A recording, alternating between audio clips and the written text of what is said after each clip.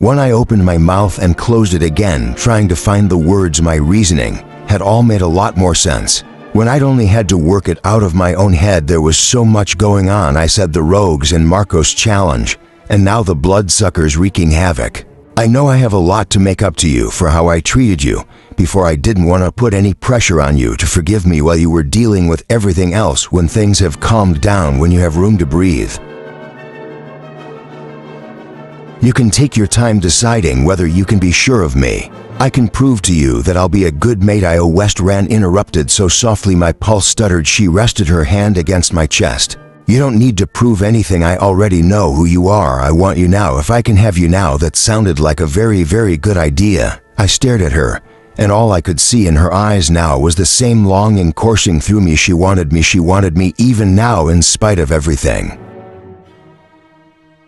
The dam cracked open inside me, releasing a surge of desire more powerful than I'd even known I was bottling up. I bridged the last short inches between us and captured Ren's mouth with mine. My dragon shifter kissed me back just as hard. Her fingers curled into my shirt, tugging my body to hers as her other hand rose to tease into my hair. I pressed her up against the wall with just enough self-control to be careful of her injuries. She tasted and felt like heaven. Why had I denied myself this bliss for so goddamn long? It didn't matter. I had her now, had her arching against me as I gripped her thigh, had her whimpering at the sweep of my tongue over hers. The possessive impulse I tried to bury earlier rose up, and I didn't have the will left to rein it in. I jerked her hips tight against mine, tipping her head so I could claim her mouth even more deeply. Her hands clasped behind my neck. She hummed eagerly with a gasp as I released her lips to trail my tongue and teeth along her jaw. Mine, I muttered. Mine. I hadn't really believed it. Until this moment, I wasn't sure I totally believed it. Even now, yours. Ran agreed with a happy sigh. In your mind, something about those three simple words made my throat close up. I pulled back just enough to meet her eyes. I've been yours since the first second I saw you, even if I was too bull-headed to accept it. Wolf-headed, she murmured with a breathless giggle, and I was lost again. I fell back into her, the heat of her mouth, the rocking of her body against mine, setting all of me on fire in a way I was all too happy to burn. My hand rose to cup her breast. I was stroking its peak harder through the thin cotton of her dress, marking my territory down the other side of her jaw with the graze of my teeth. When she lifted her chin in that first instant, I didn't catch the meaning of the gesture. Then she raised her head even higher, not just giving easier access, but blatantly offering the entire pale expanse of her throat. My breath stopped for a second. All I could do was ogle the vulnerable skin she displayed for me so easily, the highest show of trust any of my kin could give another, an act of total submission, placing her life at my discretion. How had I become worthy of an honor that great? I'd better be worthy of it. I dipped my head, pressing the most tender kiss I had in me to the center of my maid's throat. I couldn't bring myself to do more than that. Oh, Sparks, said my voice hoarse, you should never have to submit yourself to me. Ren lowered her head to meet my eyes, the corner of her mouth corked up. I figured we could take turns, keep things fair. A rough chuckle broke from my mouth, and all I could do was kiss her again, firmly, hungrily, with all the passion I'd spent the last few weeks denying Ren. My lips slid against West's, and I revolted in the heat radiating off him. My nerves were already trembling with the bliss of having him here like this, giving himself and taking me without restraint. But who was I kidding? I wanted more, so much more. I wanted everything. My hands trailed down his chest to grip the hem of his shirt. I tugged it upward with a hungry growl. West broke the kiss to tug the shirt off, capturing my mouth again. An instant later, his fingers teased over my body until they found the zipper beneath my arm. One sharp yank, and the soft fabric of my dress was falling off me. I hadn't bothered with a bra, and my hasty departure from the healer room, my nipples pebbled as they grazed my mate's bare chest. I let out a whimper, kissing him harder, but a prickle of discomfort crept through the haze of pleasure. I wasn't completely healed, and my muscles were starting to protest about staying upright so long. Well, I had no particular interest in staying upright any longer. I pushed West backward toward the bed, careful of the bandage that covered his scar. He glanced behind him, and his lips curved into an eager grin. With a flash of his dark green eyes, he swept me off my feet. In a few swift strides he thrown both of us onto the bed, him bending over me, then his lips were pressed against mine again. Sparks, he murmured as he stroked my breasts. The nickname didn't sound like anything less than a reverend compliment. Now his thumbs flicked over my nipples, and I moaned. My hips canted toward his of their own accord, wanting to feel him pressed against me there to his hardness against my core. He flipped us over in an easy motion, leaving me gazing down at him. Rising up on one elbow, he wove his fingers into my hair and claimed another kiss. I rocked against him, unable to help myself. The feel of that bulge beneath his jeans made me giddy. West groaned. He eased back for a second, holding my gaze, then very deliberately he tipped back his head to expose his whole throat to me. My heart skipped a beat. Or maybe two. I'd be willing to bet this man, this alpha, had never offered his throat to anyone except the alpha who'd come before him years and years ago. I'd already believed everything he'd said when he'd told me how he felt. But seeing him volunteer that vulnerability to me made the truth of it hit me even harder. I was his, and he was mine, all mine. A little choked up, I eased down to kiss a gentle path from his jaw down the hollow of his throat past his Adam's apple. Then I kept going down across the planes of chest, over his solid abs to the buckle of his jeans. I could make short work of those. My knuckles brushed his erection as I tugged the zipper down. West sucked in a breath before I could make a good on my intentions. He grasped my shoulders and pulled me up the bed, rolling back on top of me in the same motion. His voice came out even more throaty than usual. If I'm going to be inside any part of you, there's only one place I want to be. A flood of heat washed through my sex, as if you were already there, so get on with it already. I said, do you have any idea how long I've been waiting to properly call you my mate? West made a rough sound, then his mouth crashed down on mine, as if he were desperate to taste me again. We wrenched his jeans off together, and somewhere in there my panties disappeared. His hands teased over my thighs as the hard length of his cock rubbed against my clit. I whimpered, clutching at him and raising my legs by his waist to urge him on. A tremor ran through West's entire body.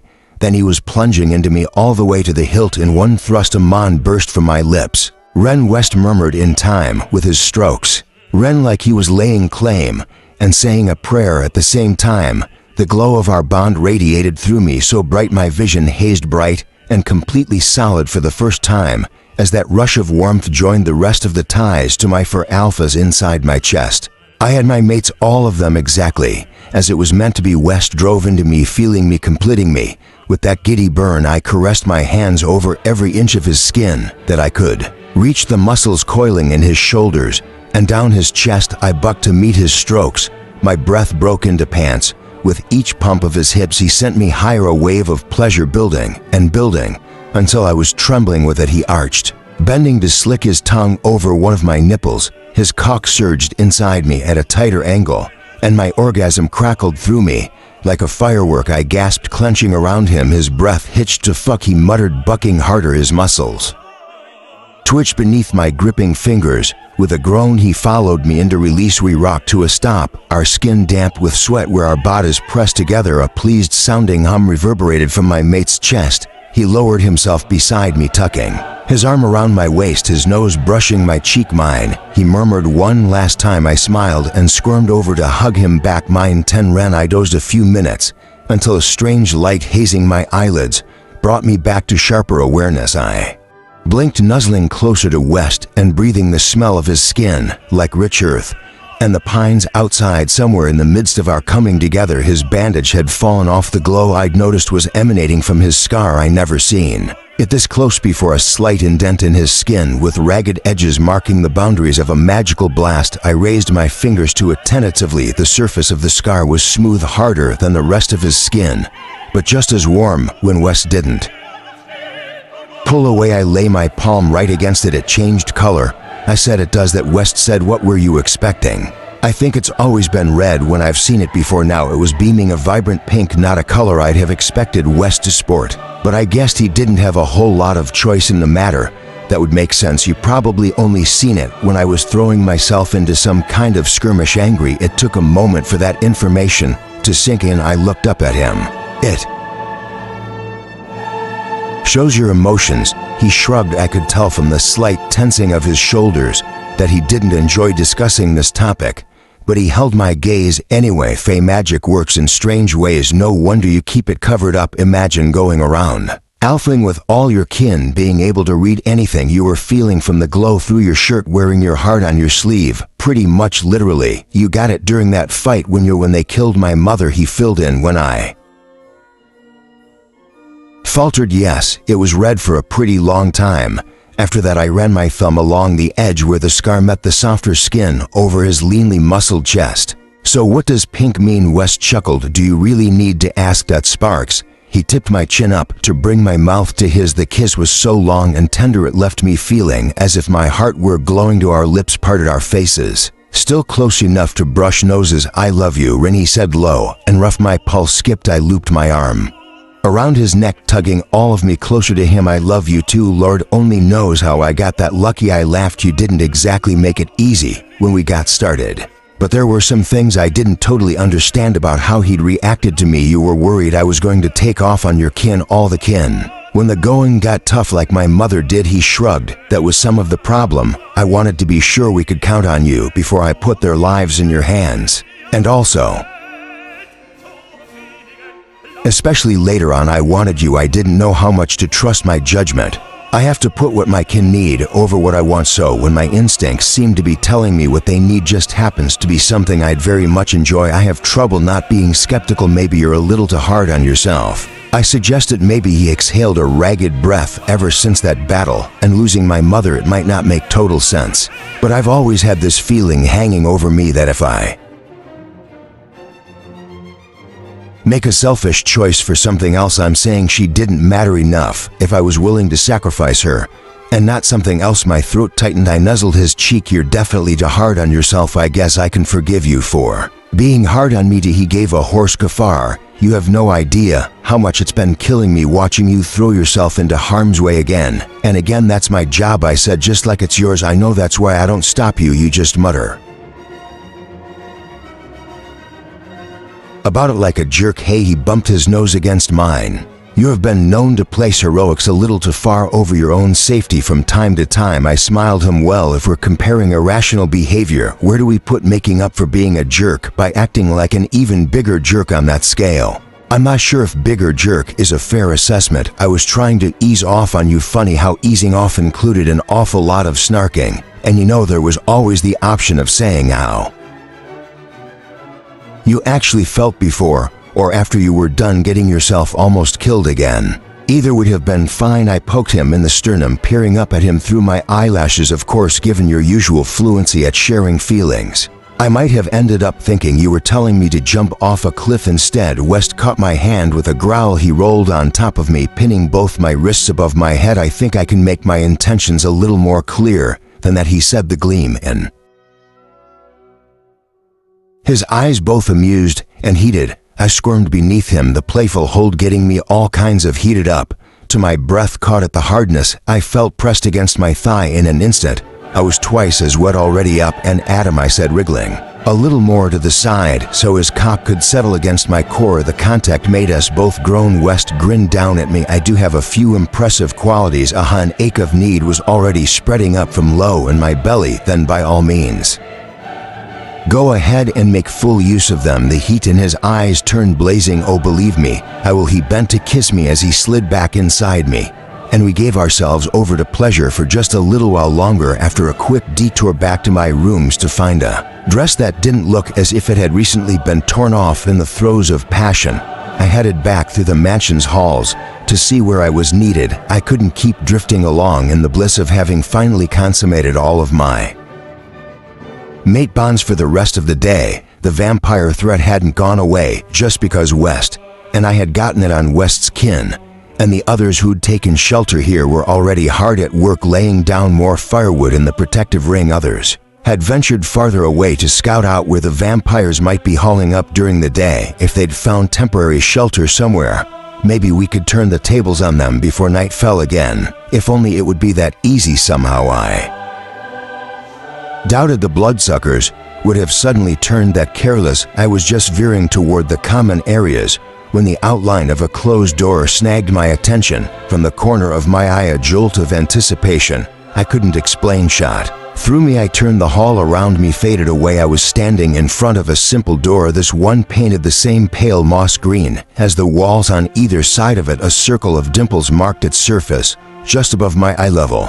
It had no knob, no handle. A faint ringing filled my ears, and the certainty rose up in my mind that I could open that door if I wanted to, that it was meant for me to open for me, and my kind of familiar smell like sweet clover and sun-baked stone wrapped around me home. Then the vision washed away. I stumbled backward, my still sore back hitting the opposite wall. The door I was looking at now here in the canine estate was light yellow gold. It had a perfectly ordinary knob where a knob should be, but it had stirred something up in my memory, or maybe not my memory, but something deeper that ran down through my dragon shifter spirit. Excitement jittered through my nerves. I'd come fully into my role. I was bonded with all 4 of my alphas, and through them, with their kin. Maybe there'd been a lot more that came with being a dragon waiting for me than I'd ever even realized. Maybe enough to stop the vampire attacks for good. I spun away from the door and hurried the rest of the way into the common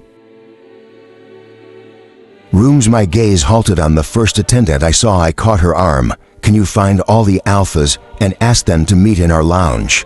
I need to see them immediately. She bobbed her head. Right away, Dragon Shifter. I knew Nate was already in the lounge area. That was just for me and my alphas to share. He left his healer room caught so he could make some calls to his kin without disturbing the other injured shifters. When I burst into the room, he looked up from the armchair where he was sitting.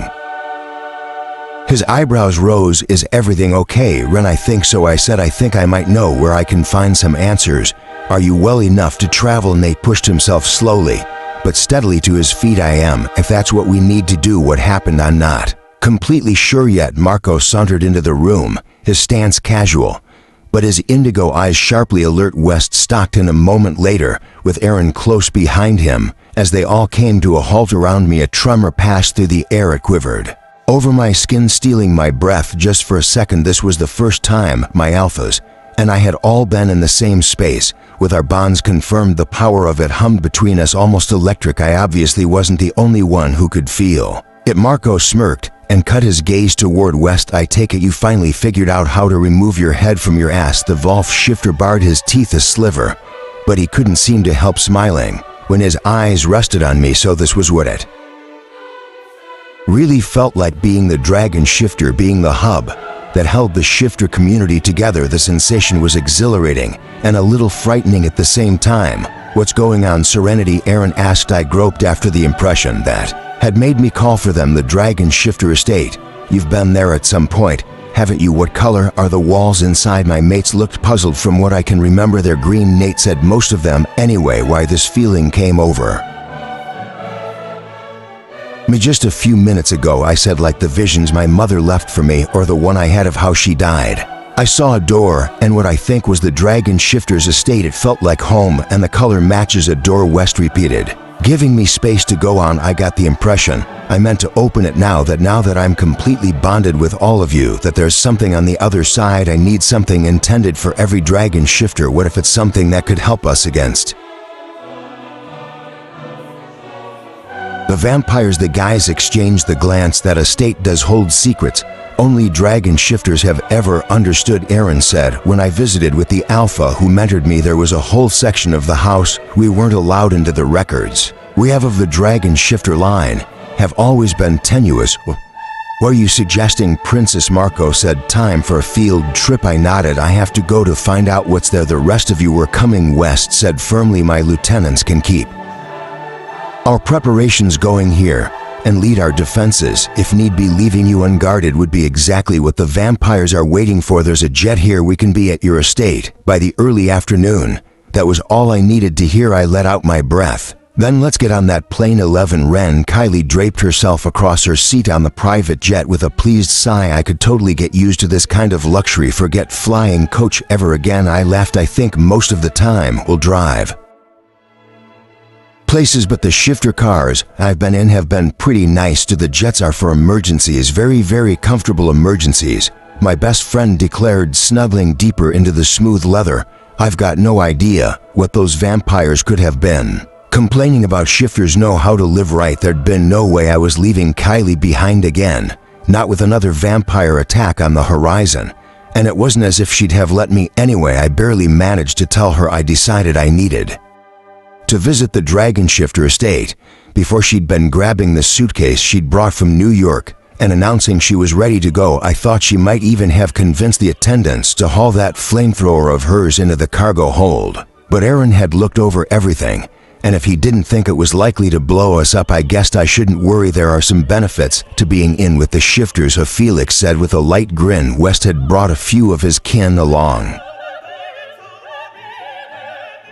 for the ride to help set my former home in order. After all those years of disuse, the Fennec Fox had settled himself into one of the seats across from us. At first I'd assumed his choice was a coincidence, but seeing the way his eyes gleamed watching Kylie, I wasn't so sure anymore. Oh, I can think of lots of reasons to stick around, Kylie said, grinning back. She ticked off her fingers. Lots of feasts, super comfy guest rooms, the company of my best friend, of course, and let's not forget all the amazing eye candy. Had my bestie just fluttered her eyelashes a little at Felix, and was he blushing? A hint of red had definitely colored the Fox Shifter's cheeks.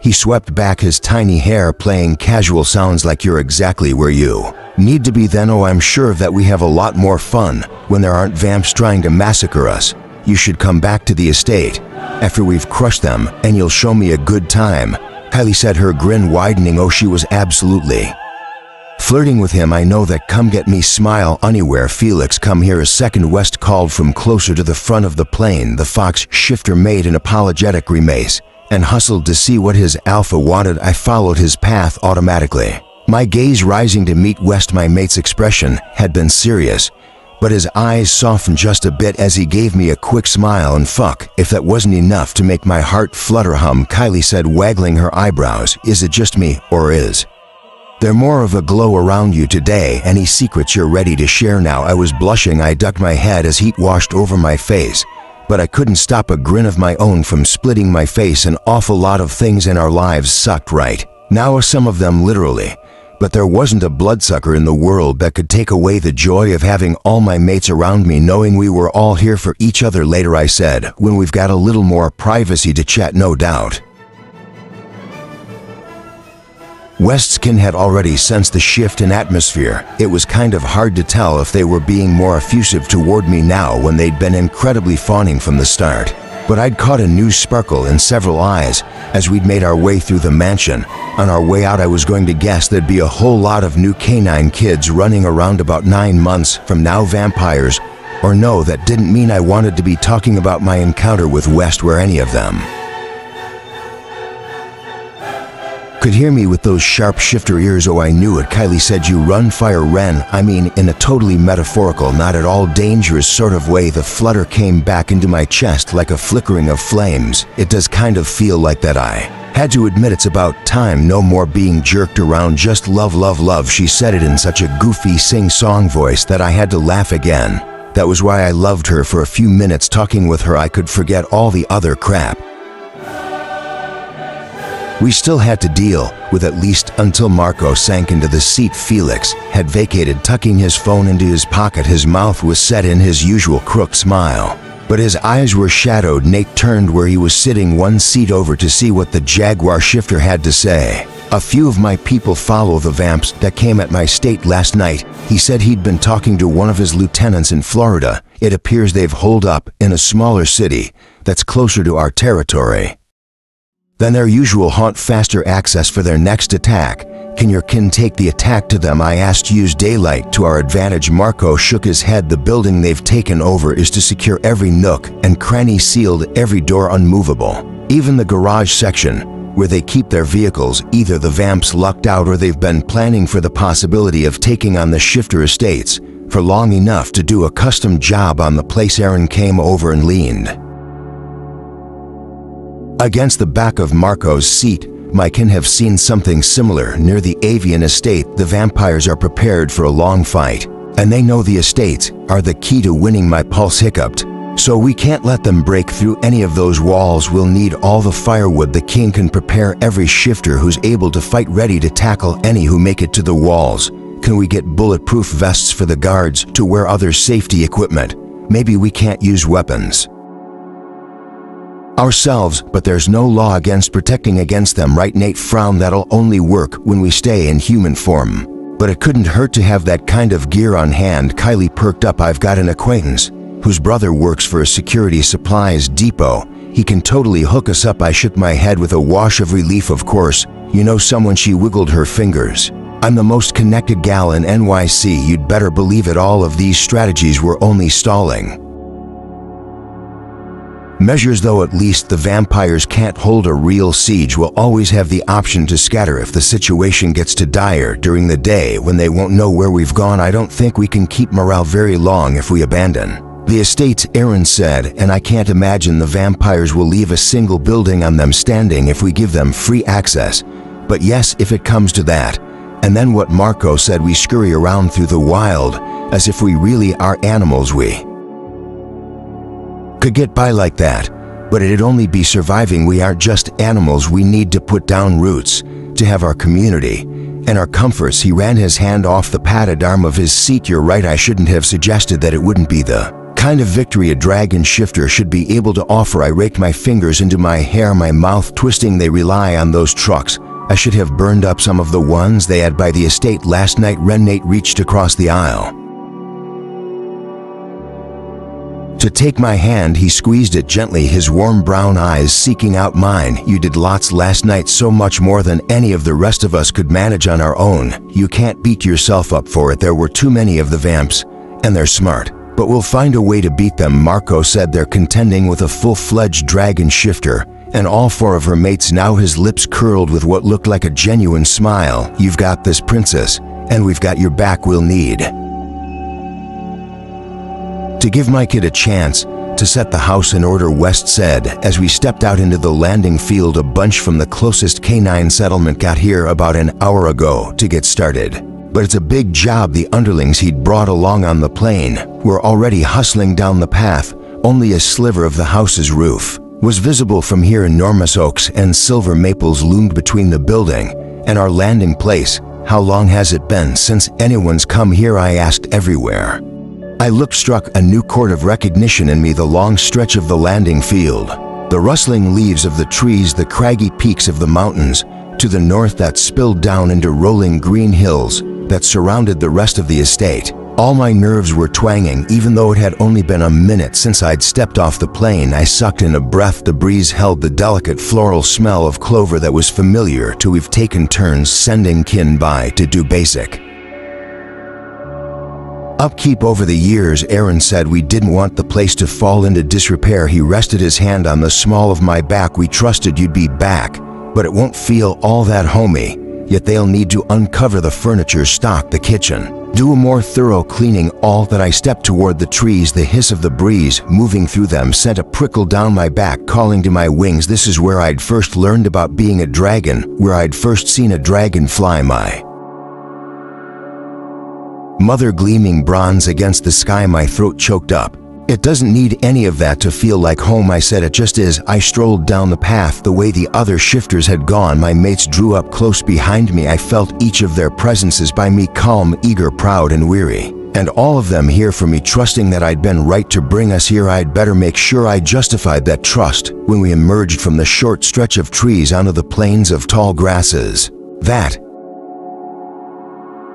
surrounded the house. My breath caught in my throat. Kylie came to a halt beside me. Holy shit, Ren, that's some house. It hardly even looked like a house. It was a castle, twin turrets on either side of the broad arched door, a parapet wall in between the stones that constructed it, painted stark white with red and gold trim around the door and window frames. My mother's voice trickled up through my memory, bright with amusement. A regular medieval fortress, keeping us dragons safe instead of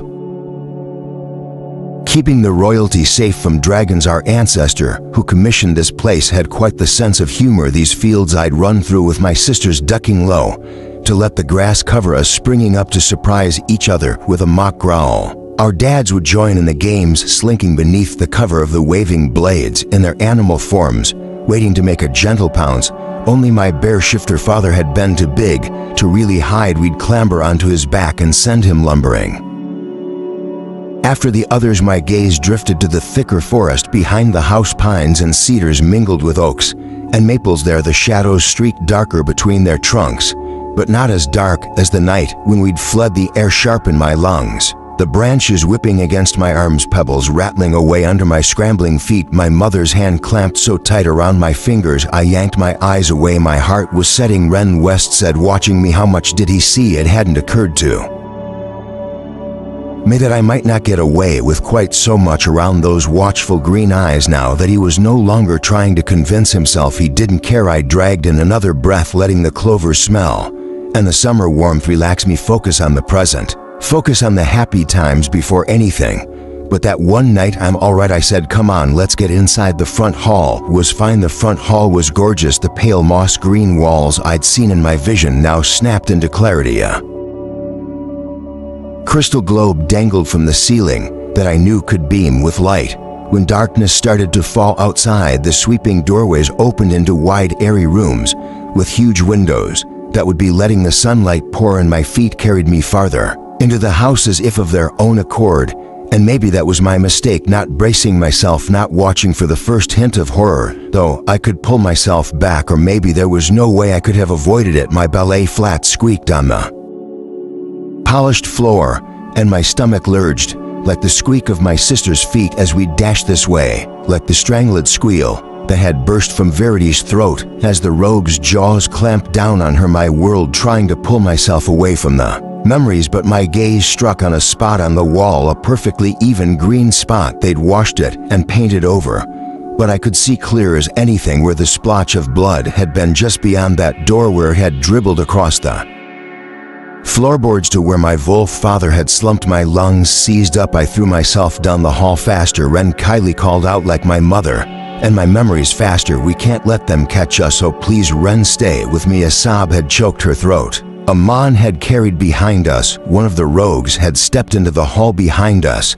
With his rifle, it all rushed at me faster and faster. The click as he reloaded, his mocking chuckle bouncing off the walls. Another puddle of blood, the smear of fingerprints across the baseboard. I spun again and crashed into a broad, solid chest. Nate's arms came around me. Rennie murmured, dipping his head low, I'm here, we're here, all that's over now. I pressed my face into his shirt. My pulse rattled on. More memories bubbled up and burst in my head. My mind was spinning. I couldn't think, I couldn't breathe. Let's get her to her room, West said somewhere behind me. There wasn't any fighting there. Hey, Aaron's voice, always so measured, even with its faint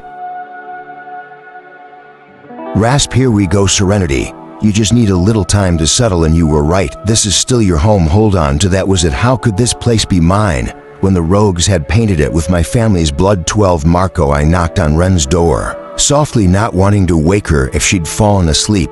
When we brought her to the master bedroom a little more than an hour ago, she'd been shaking. Her skin turned shallow. It arranged at me to see her so affected by this house's past, but when she'd ordered us to leave so she could collect her thoughts, she hadn't offered any room for argument. I hoped she'd been able to let her awful memories of the attack here fade rather than falling deeper into them. Come in, my maid said without asking who it was. Well, she must be able to sense my presence as well as I could sense hers through the bond between us. It had only strengthened when she finally made the last connection with West. Good to know Wolf Boy wasn't completely hopeless. Ren's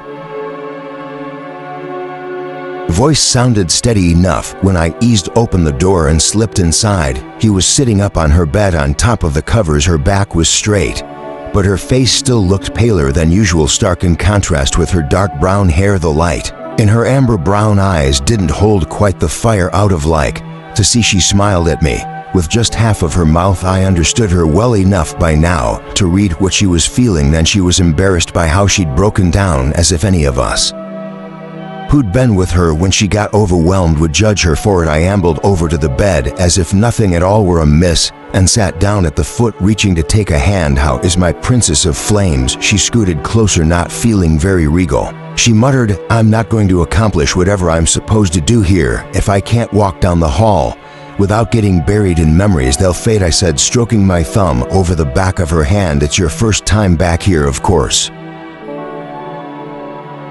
They hit you hard. I have no doubt you'll be back to your usual regal ass-kicking self in no time. She gave me a full of smile at that remark, but her eyes still looked a little weary. Is something else bothering you, princess? I asked. She leaned her Head against my shoulder, my whole body lit up in an instant with desire and affection. A week ago, she might have hesitated to get even this close with me. The fact that she was now my mate in every possible way felt almost miraculous. I was very much looking forward to experiencing that miracle again and again. For now, I suspected affection was going to be more what she needed than desire. I slipped my arm around her waist, and she sighed. The way the memories hit me, how much they shook me up. I'm just worrying about all the kin waiting for us back on the other states, she said. I thought I was going to find answers here. What if the past has clouded my mind too much to see where I have to go? There are only so many doors in this place.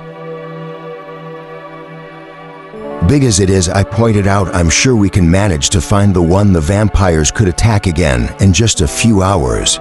We don't have much time. I pulled it closer to me. Our kin fended them off before the strategy you came up with. The sound, and it worked just fine in the places that didn't have a dragon shifter on hand. Last night she rubbed her mouth, frowning. It won't be enough. If the vampires keep at us, there are ways of getting past regular fire, putting it out. I wish I could be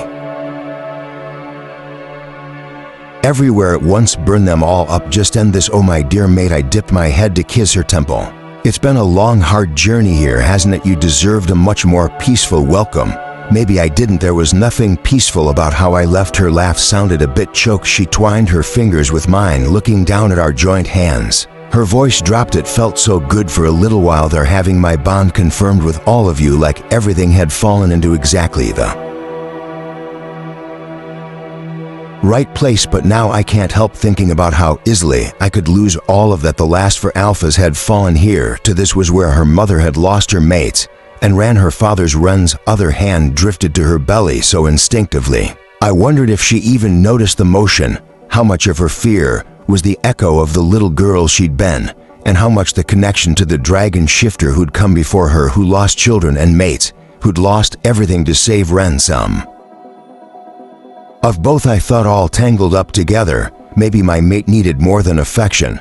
After all, she needed to feel every bit of her power, the power she held inside her, and the power we generated between us. I tugged her onto her feet. A full length mirror, the glass bright within its ornate gold frame, stood against the wall across from her wardrobes. I guided her over to it. She raised an eyebrow at me, trying to distract me with the horror of my bed head. I chuckled. No, just look at yourself. I stood behind her as she gazed into the mirror, my hands resting on her waist. Her hair wasn't actually all that much, falling in its loose waves halfway down her back. The casual dress she'd picked hugged her curves gently, but no less appealingly than if it had been a silk gown. That's not just a princess looking back at you, I said, holding her gaze in the mirror from over her shoulder. That's a queen who's taken every bit of bullshit anyone's thrown at her and soared above it all. Yeah, she said. Oh yeah, look at those eyes. I've loved the fire in them since the first moment I saw you. That was all I needed for me, to know you had it in you, to take on whatever the world threw you. I swept the fall of her hair to the side so I could kiss the crook of her jaw and that stubborn mouth, never letting anyone off the hook unless they deserve a second chance, because a queen knows when to be merciful to. I brushed my thumb over her soft lips. Ren's eyes glimmered. She let her lips part, teasing the edge of her teeth against my thumb. Just like that, I was hard. I ran my fingers over her arms, next down to the sensitive skin inside her elbows. The strength in you, anyone can see it. Never backing down from a challenge, always ready to defend your kin. My hands slipped beneath her arms and upper torso to trace the undersides of her breasts. Ren's breath hitched, her eyelids dipping. And I haven't even mentioned how fucking gorgeous you are. I could look at nothing but you for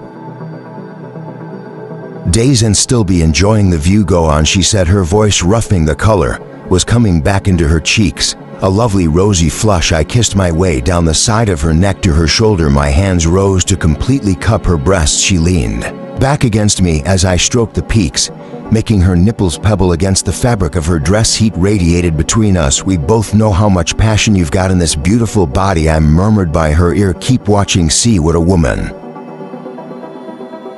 you are, Ren. I shivered with pleasure as Marco continued to caress my breasts. Each flick over my nipples sent a fresh quiver of electric bliss through my body. But somehow, seeing it in the mirror, the rising flush in my cheeks and neck, his live fingers working over my curves through the dress, turned me on even more. I watched him lower his head a second before his mouth found my earlobe. He gave it a light nip that made me gasp when his eye met mine again. They were hooded and dark with his own passion. Marco's hand trailed down my side to the hem of my dress just past my thighs. I pressed back into him instinctively, my ass brushing his cock ready at attention in his slacks. An even deeper tremor ran through me, and a knock sounded on my door. Aaron's voice carried through serenity. My mind was so muddled with desire. An answer popped out automatically. Come in. Marco arched his eyebrows at me in the mirror. But Aaron was already stepping inside. He stopped on the threshold of the bedroom, the door thudding shut behind him. His bright gaze took in the scene, Marco and me standing together in front of the mirror, my cheeks pink and nipples poking against the fabric of my dress, one of the feline alpha's hands still molded over my breast. I could almost feel the thump of Aaron's heart speeding up, the heat emanating from his skin at the sight of us. If I'm interrupting something, the eagle shifter said, his tone mild even though his eyes had lit with interest. Marco shifted a little to one side, dipping a kiss to the other side of my neck, as if to indicate there was plenty of room to share. My pulse raced a little faster. Of course it didn't matter if another of my mates saw us. He could join us. Definitely not, I said, a little breathless. At least not if you want to stay. The eager sound he made in his throat seemed to answer that question. Aaron crossed the space between us in an instant, sliding his arm around my waist. I turned my head to kiss him as the avian alpha captured my mouth. Marco slicked his tongue up my neck. Heat flooded me from both sides. Aaron teased his thumb over one breast as Marco continued to fondle the other. My panties had already dampened, but I had the feeling they were soaking wet now. I reached up to curl my fingers into both of their shirts. No, that wasn't what I wanted to be feeling. I jerked at the collars. Aaron smiled against my mouth. He gave me one last kiss, tilting his head to deepen it. Then he eased back just enough to pull his thin polo over his head. Marco followed suit, undoing the first two buttons of his linen dress shirt and then yanking the whole thing off, rumpling his jagged black hair. I glanced over at him, waiting to see him beside me, and not just in the mirror. My fingers traced over the fading scars in his tan skin where the tiger shifter who'd challenged him had wounded him. I kissed one mark on his shoulder, another on his jaw, then brought his mouth to mine. Marco kissed me hard and hungry. His eyes gleamed when he pulled back. His fingers gripped the hem of my dress insistently. Aaron grasped the other side, and they pulled the cotton sundress off together. The avian alpha immediately bent to suck my bare nipple into his mouth. His steady hand caressed the curve of my ass. Marco claimed my lips again, his hand slipping between us. I trembled as his fingers glided over my sex to the nub of my clit, pleasure sparking from my core. I moaned against his mouth. Marco's thumb swiveled over my clit, drawing another whimper from me. Then he yanked my panties down and slid his fingers down over my hot slick, opening. My hips canted toward him of their own accord. Yes, yes, please. I clutched the hem of his slacks with a determined tug. He chuckled and eased back to chuck them off. Aaron took the opportunity to trail his lips down my body until he reached my sex. I gasped as he pressed his mouth to my core. The tips of his teeth grazed over my clit, and a full-out cry broke from my throat. I rocked into his touch, needing more. Marco brought his body up against mine from behind again. His hands slipped over my hips. The hard length of his cock rubbed over my ass and between my legs. I edged my feet apart to give him better access, tipping forward to rest my hands on the mirror's frame. Aaron kissed the planes of my stomach as the jaguar shifter nudged my opening with the head of his cock. Marco pressed forward, and I whimpered as the solid length of him penetrated me. Fuck princess, he muttered, his fingers tightening around my hips. You're the best thing I've ever felt. He drew back and plunged in even deeper, sending a rush of bliss through my nerves. Aaron ducked back down to lave my clit. My body swayed with each of Marco's thrusts, pressing my mound to Aaron's mouth. He rocked with us, gripping my thigh, his tongue swirling over my knob until I was outright shaking with the rising pleasure. Look, Marco murmured, leaning over me as he adjusted his angle.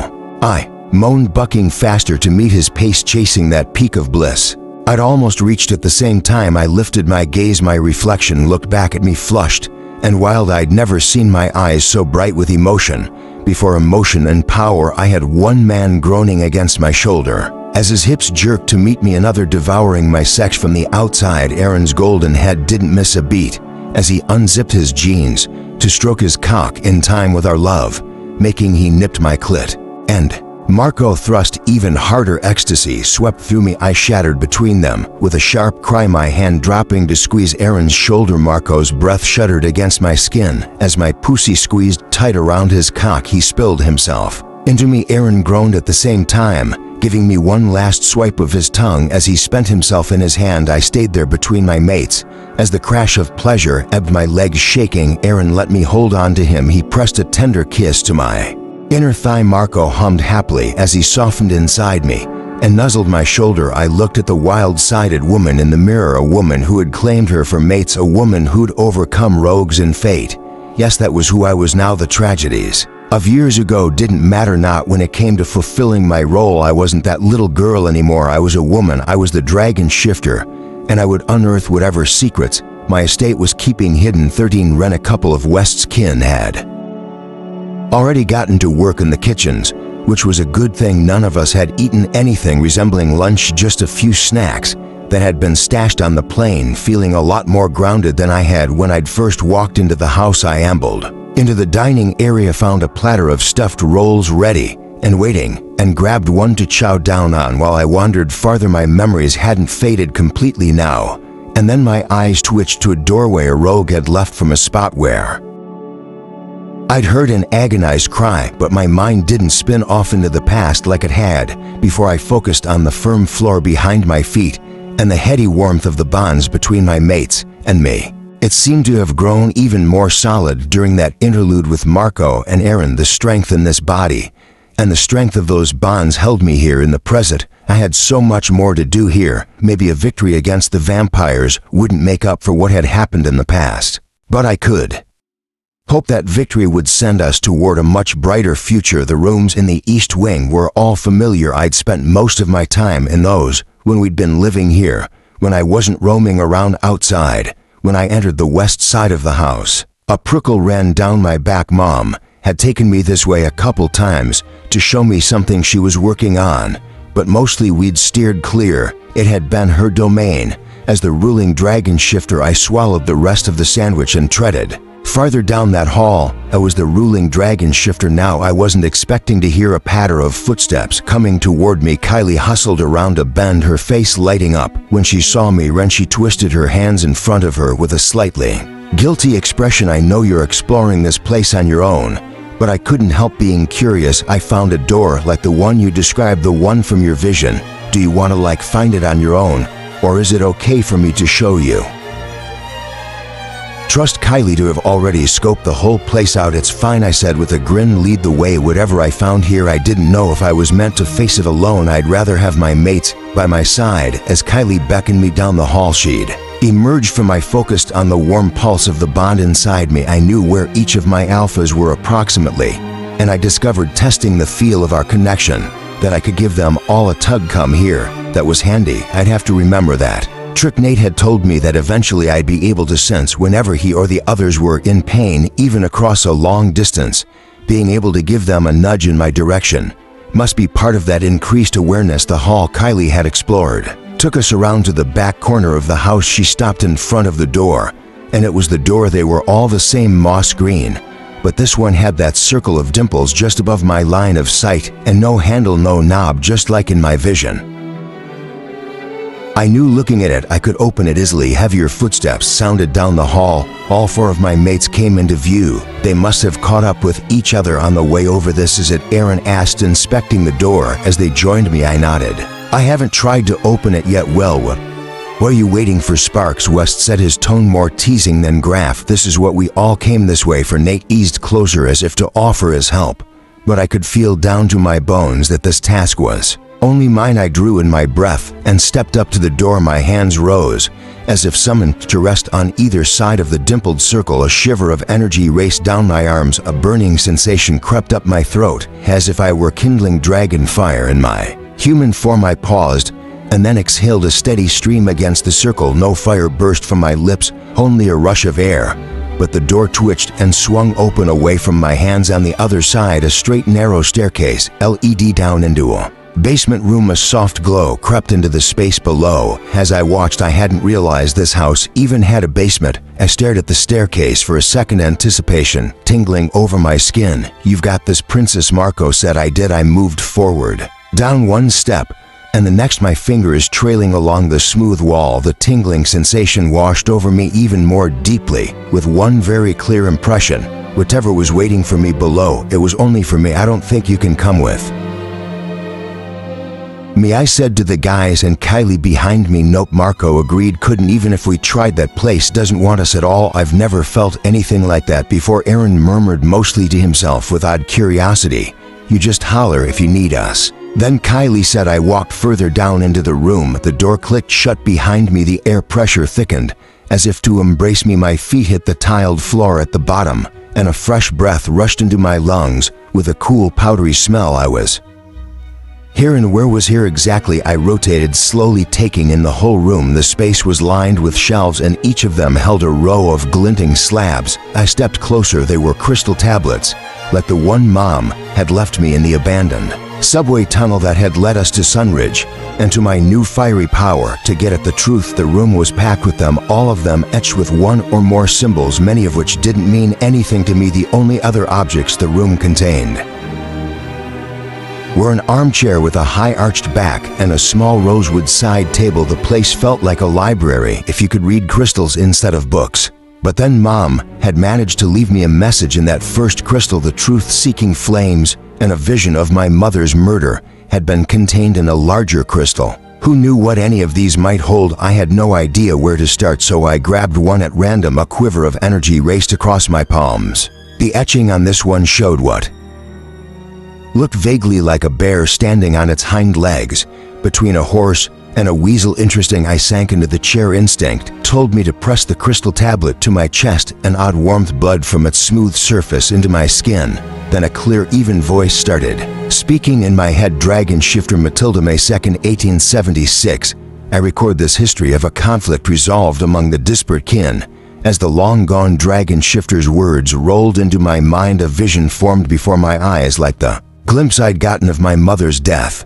But I got the sense this one was more symbolic than any literal event. A tall woman with sleek black hair stood with a burly man next to her in a yard I vaguely recognized from the disparate estate. Several shifters in animal form prowled on either side of the pair for 5 years, my alphas, and I have seen a growing hostility between the meat-eating and the plant-eating members of the disparate kin. Accusations of wrongdoing have been thrown from both sides. A few skirmishes have resulted in many injured and for dead. The primary point of contention appeared to be I pulled the crystal away from my chest and set it on the side table, breaking the vision and the voice with a couple of slow breaths. I settled back into the present. My gaze skimmed the shelves again. So these were history's records committed to the crystals by the Dragon Shifters before me. Reports they hoped later Dragon Shifters would find useful. I hadn't seen any conflicts among the desperate kin while I'd been there, and Nate hadn't mentioned any. That record might be worthwhile to listen to later,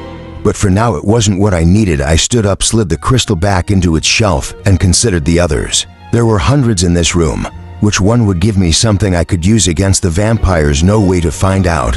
But through trial and error, the tablets clinked softly as I flipped through several on the shelf at head height, appearing at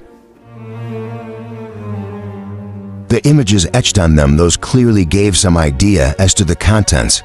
How would you draw a vampire? A stick figure with little triangles jutting from its mouth. An artist. I was not God. Would I be recording the trials I'd experienced over the last few weeks on one of these crystals? When all this trouble was over, I pushed that thought aside, and then to look through the next shelf. My hand stilled over a tablet with a few sketchy humanish figures on left and a wolf, lion, and eagle on the right. Those first figures could be vampires.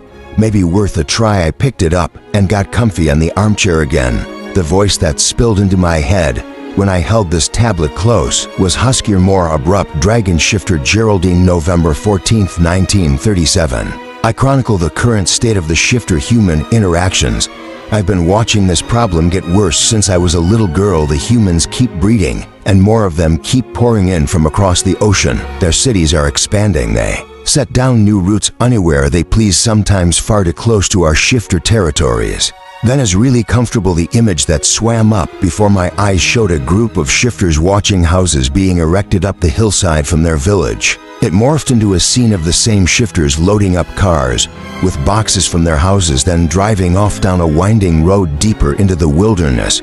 We have preserved the lands around our estates for centuries, but those who want to live elsewhere are finding their options increasingly limited by the number and distribution of human communities.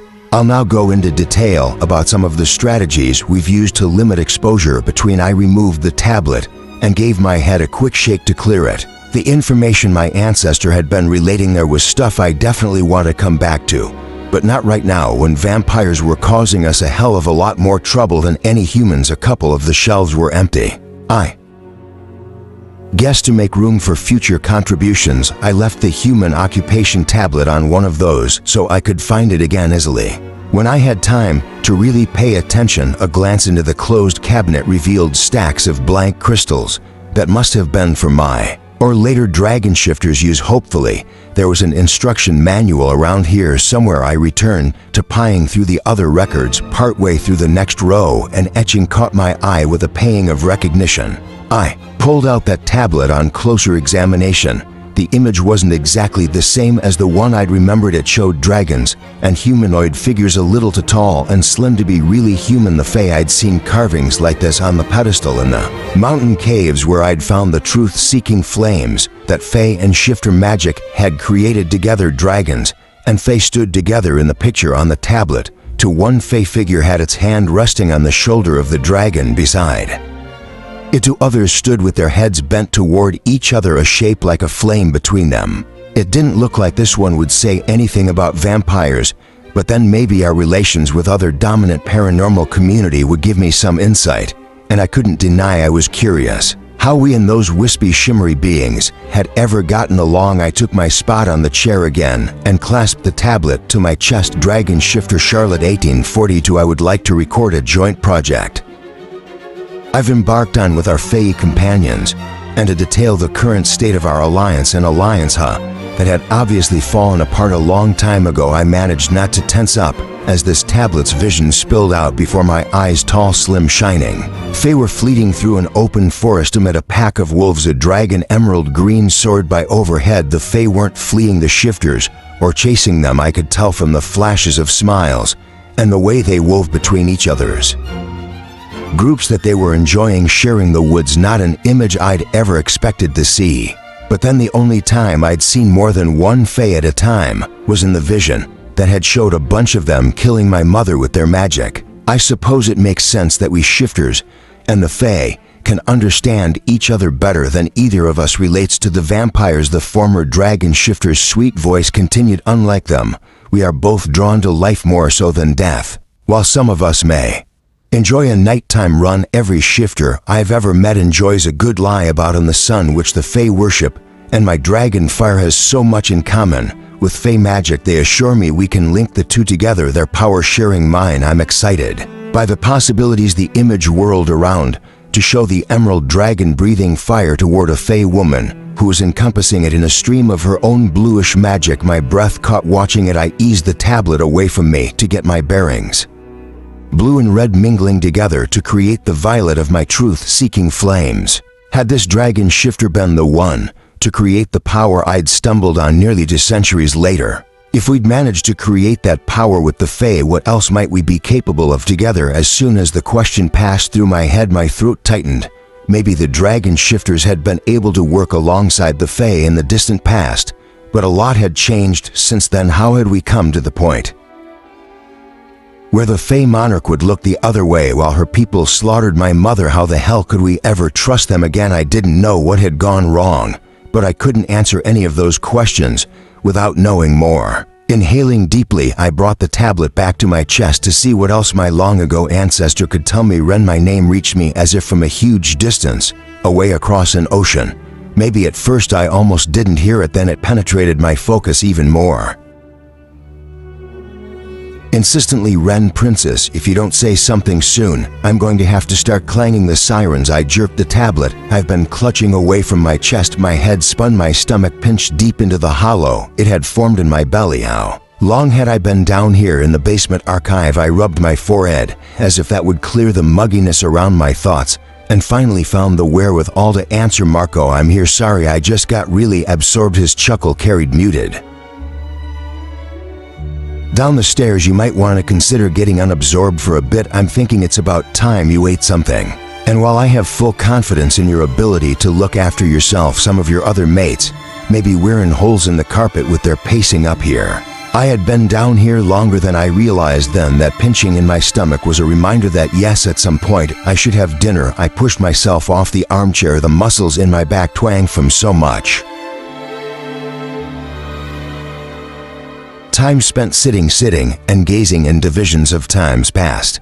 But I still hadn't found what I was looking for, not the reason we'd fallen out with the Fae, not a reason to think we could ever count on them again. I bit my lip, nibbling at it in my frustration. As I climbed back up to the main floor, Marco had stepped back from the doorway to let me through. There's my dragon shifter, he said lightly. Did you find anything useful? I don't know, I said. The climb had left me dizzy, this belly needed food ASAP. It would probably be better if I talk about it with all of you at once. I can summon a little patience.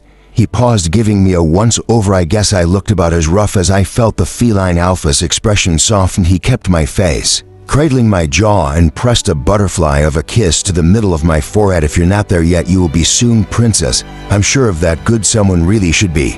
And it sure as hell wasn't me. The hearty smell of freshly grilled steaks reached my nose by the time we arrived at the dining room. My mouth was full of saliva. Look what the cat dragged in, Marco announced with a smirk as the other alphas glanced up where they were standing around the table. Kylie was there too. She bounded over first. So what's the big secret?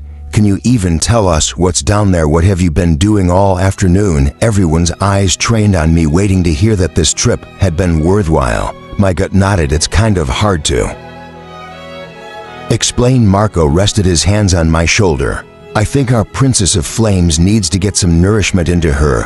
Where's that dinner? As if on cue, a couple of the kin emerged from the kitchen, then carrying plates. Nate motioned for them to give the first one to me. I dropped into the nearest chair and grabbed the waiting cutlery. It only took a couple of bites before my head started to clear. I gulped water from the glass someone had brought me and looked around the table. My alphas and Kylie were all eating, the rest of the kin having left us some privacy, but their attention was still on me. As soon as my hands stilled, West looked up, catching my gaze with a question in his. Aaron raised his head, his own eyes glinting with enthusiasm. He must have been dying to know what dragon shifter secrets I discovered. Nothing down in that archive felt all that top secret. I had the feeling no one except the dragon shifters was meant to go down there and handle the tablets directly, but nothing about them told me I shouldn't share the information. I'd learned the hard part was figuring out how to explain all that information without the helpful murmur of a voice in my ear and mental images for illustration. I haven't found out anything specific about the vampires, I said slowly. It's basically a records room, pieces of history, past dragon shifters saved for the ones who came later, about what happened in the past. I ended up spending most of the time on records about the Fae. West's eyes narrowed. How did they fit in? Do you think they're helping the vampires? No, not at all, I said, waving my hand as if that gesture would dispel any wrong impressions. I'd given one thing I know from what I've heard is there's no way that they would ever ally with the vampires. They're pretty much opposites. But I guess you already know that I rubbed my face in so many areas. I was still just catching up in basic paranormal knowledge. There was one thing they didn't know much about, though I was more interested in the ways they used to work with the shifters. So the records talk more about that association. Aaron leaned forward. I don't know why our own histories are so sparse on that subject. It seems like the Fae leaders mostly preferred to deal with the dragon shifters. I said something about feeling the closest kinship with us because they're all about light and energy, and that's kind of the same as our fire. So I don't get the impression they interacted with the other shifters a whole lot even back then, and better for us that they didn't. West muttered. I hesitated. I knew better than maybe anyone here what a sensitive subject this was for him. They were good allies, at least in some ways back then. I had to say it's thanks to them and one of the past dragon shifters that I've been able to draw the truth out of our enemies. They created that power so it would be ready when there was a time of great need. It took them years to perfect it and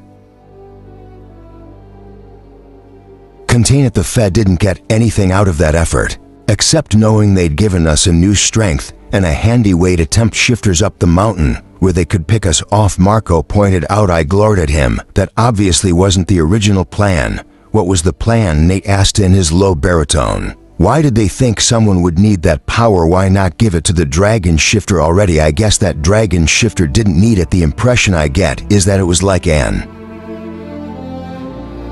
ace for us to have up our sleeves, seeing how quickly the world has started to change, how much territory humans were claiming here.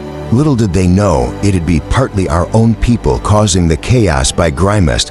But that's not the point. Something about this alliance seems meaningful to you right now. Aaron prompted, his gaze intent on me. Why did you focus on that thread of our history? Partly, I just happened to stumble on it. And after that I get the sense that it's all tied together somehow. The relationships between the different paranormal communities, the way we've clashed, I can't pin it down yet. But I feel like there's something important in all those past events that might help us see what to do. I paused inside. And also, I haven't come across many records about vampires at all. It seems like we've mostly steered clear of each other. That sounds accurate, Marco said. If only they'd keep steering clear. If there's anything to learn about the Fate, it's that they're backstabbing bastards. West broke in. Maybe they pretended to ally with us before, but everything they've done since he swept his arm through the air in a violent motion that made me think of his mottled scar. You follow whatever paths you want, Sparks. But I can't see us gaining anything from the Fade we're dealing with now. The twist of his mouth echoed how I felt thinking about the Fade. They'd taken both of our mothers from us, hadn't they? I swallowed hard and reached across the table to touch his hand. A day or two ago I'd have expected him to jerk his arm away. Funny how much one conversation and or other activities following said conversation could change things. He turned his hand so I could twine my fingers through his. I know, I said. Believe me, I don't trust them either. But even as I said those words, a deeper discomfort echoed through me. The way that past dragon shifter had talked about the Fae warmly, almost admiringly. Has she really been completely deceived? Or was there more to the Fae than I'd been able to see in my own experiences? What do we do now? Kylie asked. I frowned. I don't know. My gaze slid to the window. It had darkened into evening outside. Has there been any word from the estates or any of the other communities? Nate shook his head. I gave my kin instructions to contact me as soon as there was any news. I'll be keeping my phone right by me, same as all of us, Marco said. And when we hear anything, you'll be the first to know. Ren, were the vampires really gonna hold off on us tonight? I found that hard to believe. Some part of me had felt I needed to come here. I had to figure out why. I gave West's hand a quick squeeze before letting go and reaching for my fork. I guess the best plan I have is to get some more dinner in me and then go back to the records room. There's got to be something useful down there. The soft glow of the crystals was starting to sting my eyes. I leaned against the side of the armchair and rubbed them. The meal had revved my engine for a few hours, but I could feel myself flagging again. The last few tablets I'd taken out more of desperation than any clear sign they'd be useful hadn't given me any real guidance. There had to be something more about the Phi. How could we have fallen apart to the point of becoming almost enemies without any dragon shifter recording those events? They're reported on the freaking crop growth patterns. For fuck's sake. I just straightened up to roll the cricks out of my shoulders when my gaze snagged on a glinting corner, just barely protruding between two of the shelving units. Kneeling beside them, I slid my hand in and tugged one, and then another tablet tumbled out. They must have fallen through a gap in the partly open sides of the shelves and gotten wedged back there. As I examined my new finds, my pulse fluttered. One of them showed a Fae figure and a dragon on either side of a jagged line. I didn't need to be a psychoanalyst to take a stab at what that might mean. I shoved the other two tablets onto a shelf and dropped into the chair. Time to find out what the hell had gone wrong between us and the Fae dragon shifter. Mirabelle, a weary voice, said. 1908. It is with sad heart that I report the dissolution of our friendly relations with fake kind. An accident was made on our part, I'll admit that, but they've proven completely unwilling to listen to reason. The images rose up and faded from one to the other before my eyes, humans settling Near one of the shifter villages, one of them killing a partridge shifter who'd gone out to stretch her wings, the shifters gathering their things and moving deeper into the nearby wilderness Fey territory, Maribel said. But they had shared with us before, and my kin had little choice of where to go. But the scene before me went wrong. The shifters hustled the carts, packed with their belongings, along through the sparsely wooded plains and sent them careening down a hill without seeing the small group of Fae who'd been relaxing below. The Fae shrieked and scattered, but one didn't leap up quite in time. A cart's wheel slammed right over his leg. I flinched, watching the Fae boy scrambled away, dragging his wounded leg, his face twisted with agony. One of his companions gave a shout and hurled a bolt of magic at the cart. It split into with a sizzle, half the cargo bursting into shimmers of light, precious belongings. All the shifters had left from their own home. My long ago kin let out a wail. One of them lunged at the Fae who'd cast the magic, knocking her to the ground with a slash of talons. Then the image faded so naturally. I was called in to resolve the conflict. The dragon shifter said I went to see the Fae monarch to resolve the situation peacefully, but she was not happy to see only me. She wished for my kin to be brought before her for her judgment, as if she didn't trust my own. I couldn't leave my kin to that potential vengeance, but she took my refusal as a horrific insult. Wouldn't hear any talk of compensation for my kin's losses. The Fae Queen in the vision spun on her heel, a cloud of magic gusting between her and Maribel. The dragon shifters strode off in the other directions. They've been cold to us ever since, she said in my mind, driving us from lands we once shared, refusing assistance to kin and need. The way they're behaving, I can't help but wonder if they've been simply waiting for a moment such as this as an excuse to set themselves apart from us. My mother said they once tried to steal her fire. Maybe they've realized we'll never permit that, and we're no longer of any use to them. Good riddance. In that case. Her voice faded away. I came back to the records room, clutching the tablet. My heart was studying. Was that really how the animosity between our peoples had started, with a simple accident and a knee-jerk reaction of retaliation? But I guess tensions had been building for some time underneath. If the previous dragon shifter had suspected the Fae of trying to steal her fire, what the hell did that even mean? And how did you get from there to outright murder? 15 Nate. I didn't know what time it was, but the moon was stuck against the black sky outside my window. I shoved myself out of bed and checked the phone on my room's desk again, as if I'd have missed it if someone had called or texted. No alerts, of course. I grimaced at the screen and walked into the ensuite bathroom. Tiny aches still nibbled at my muscles here and there. If I moved at any speed, I could pretend to be totally recovered. But inside, the holes the bullets had dug weren't quite finished healing. My body had better hurry up and stitch itself whole. There was too much fighting still ahead of us. The brief walk didn't leave me any more ready to sleep. My head was muggy, but the rest of me was on high alert. Any moment that call announcing disaster might come. Any moment Ren might need me. I tossed myself back into bed anyway. Burrowing my face in the pillow, I'd be a lot more useful to all of them if I wasn't a zombie from exhaustion. The blanket cocooned me in warmth. Crickets chirped beyond the window. The aches faded from my muscles, but I still couldn't quite drift off. The door to my rooms eased open. A faint click and a whisper of air. Quiet footsteps padded across the floor. I caught my mate's familiar scent before she made it halfway across the bedroom. My eyes opened, and she shot me a soft smile. I pushed myself over on the bed to make more room for her. She clambered right up and slid under the covers, wrapping her arm around me. I slept in nothing but boxers. The feel of her bare skin against mine set my nerves on alert in a much more gratifying way. Finished your researching? I asked. For now, anyway. Ren nestled her head under my chin and pressed a kiss to my shoulder. Everyone else is already asleep. I wanted someone to cuddle up with, and I thought you might be feeling a little neglected. I snorted. I'm sure you were giving me plenty of attention while I was out of commission. It's not your fault I wasn't conscious enough to enjoy it. She made a humming sound and squirmed even closer. I definitely wasn't going to complain about the attention. Now how are you feeling now? She asked, still sore. I didn't want her fretting about me, but I wasn't going to lie to her. A little. When you're injured that badly, it takes a while for everything to sort itself out, but I'm almost there. I ran my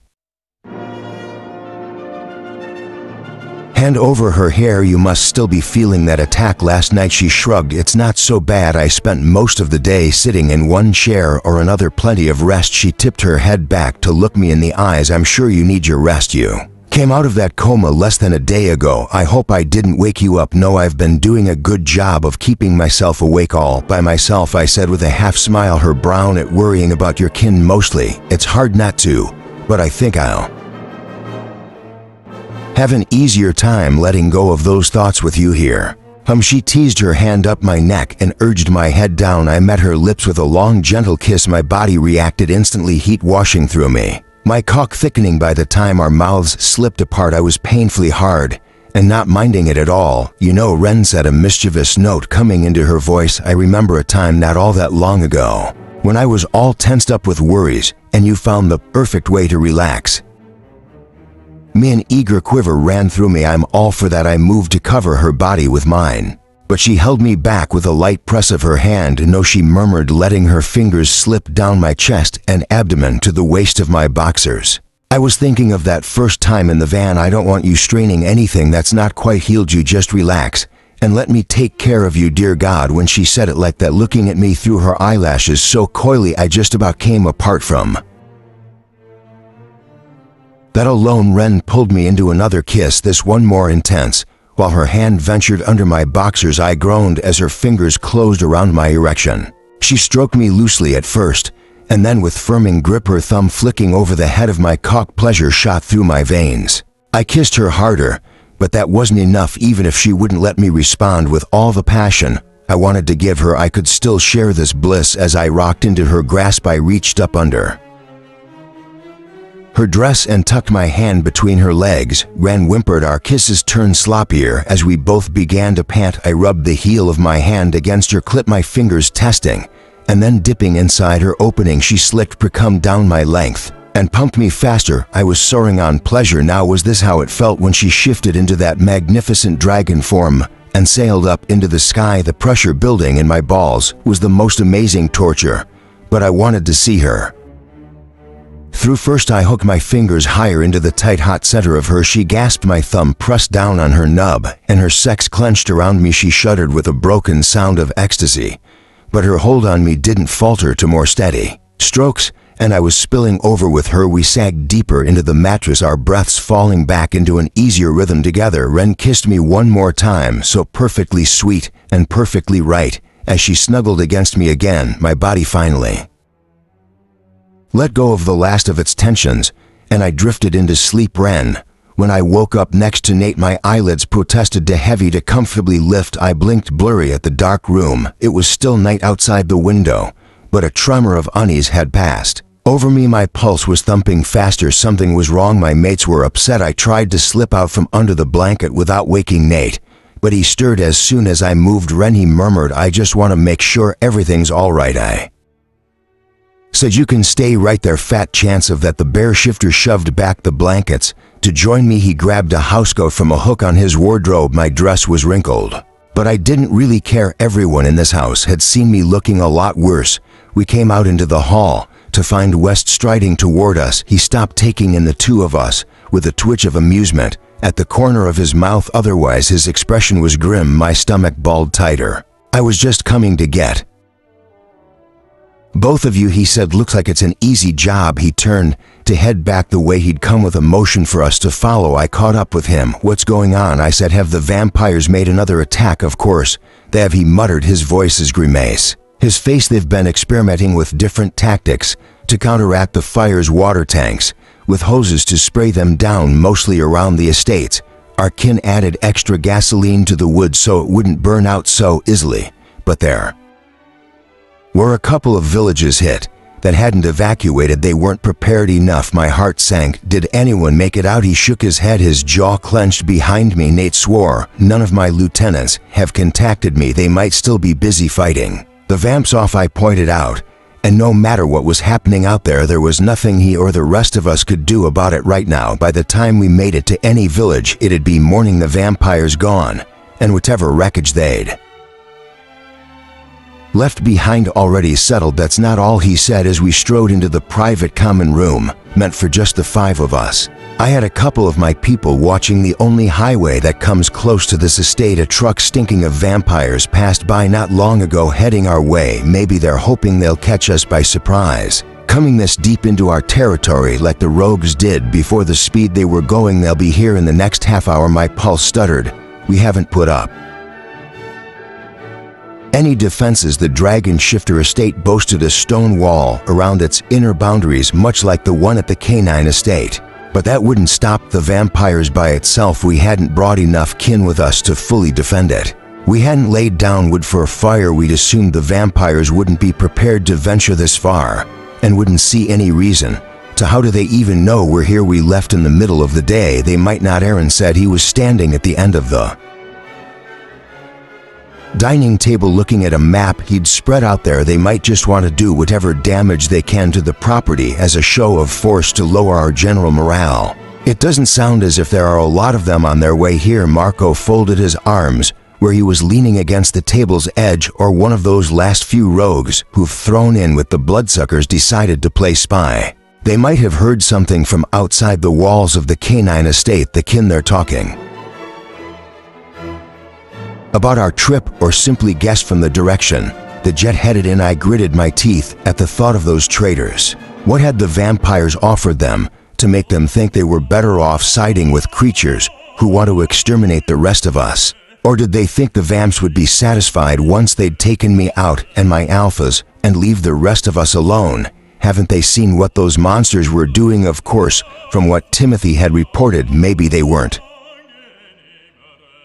thinking very much at all. 16 years was a long time to be carrying that much rage. I bet some of the losers from the battle at Marco's estate had faded back into the wilderness to live their lives apart from us and peace. The ones who'd run to the vampires, they were too far gone to reason with. So what's the plan? I said. Aaron tapped the map. I came over to stand beside him. There's only one road that can support a truck that comes into the lands around the estate, he said. Here between two of the lower hills, so we know where they'll be coming from. Looking at the lines on the paper, it all seemed very clear. I go out there and blast them to bits. Then Marco's lips curled up. Sounds simple enough. West, on the other hand, frowned. You're tired, Ren. How late were you up? In that records room. I pressed my mouth flat against an honest answer, and he glared at me. That's what I thought. I don't like the idea of you going out there alone. What if there are more of them than we expect? If they shoot you down, you might be too far from the estate to make it back. We have a few vehicles in the garage. Nate started. I could read the answer to that suggestion in Aaron's eyes. None of them is solid enough to withstand automatic gunfire though, right? I said. You guys are a lot more vulnerable out there than I am, and they'll be just as happy to kill you. My hands clenched. Look, I'll just fly up and keep watch. If I see them stopping and getting ready to come out with the guns, I'll fry them before they have the chance. Otherwise, I'll wait them out here. Okay, we can't do nothing. West didn't look happy, but he didn't argue either. Aaron nodded. That sounds like the best we can make of the situation. Then I'd better get out there before it's too late to stop them. Anyway, we loped together through the halls to the main entrance. I glanced toward the guest wing, but I didn't want to wake up Kylie for this. I had a feeling there'd be plenty more fighting where she could pitch in on the front steps. I undressed and shifted as smoothly as if I'd been doing this my entire life. My body expanded up into the air. With a heave of my talent hind feet, I was swooping up toward the sky. I kept my word as the alphas and a few of the guards West had brought along gathered in the courtyard. I hovered above the estate with vast steady flaps of my dragon wings. Fire itched to unfurl up my throat. I couldn't help remembering that past Dragon Shifter's comment about the Fae trying to steal those flames from her mother. I didn't have time to puzzle over that idea. Further movement caught my eye in the distance. Between the rolling hills, the vampires had left their headlights off, having perfectly good night vision and no interest in giving us any warning. But the moon was bright enough for my shifter vision to pick out the shape of the vehicle cruising toward us down the road. It must also have been bright enough for the vampires to see me waiting against the starry sky. The truck had only crossed about a quarter of the distance between the hills and the estate buildings. When it started to slow, I braced myself, my muscles bunching. With a few broad flaps of my wings, I soared closer. The second the vampires stopped, or showed any sign of disembarking, I had to dive. I had to burn them up before they could turn their guns on me. The truck didn't stop, though at my movement it swerved around in a U-turn. As soon as the vehicle was pointing away from me, they hit the gas. The truck shot down the road the way it had come. I hurled after it, tucking my wings tight. As the wind warbled over my scales, the itch in my throat deepened into a furious burn. In the back of my mind, the echo of gunshots rose up, the jabs of the bullets impact Nate's body as he crumpled. The other night, the vampires were stretching the distance between us, almost at the pass between the hills already. No, I couldn't let them escape. I smacked my wings through the air, fangs scraping together in frustration. A tickle of sensation broke through my rage, a tug. I tried to shake it off,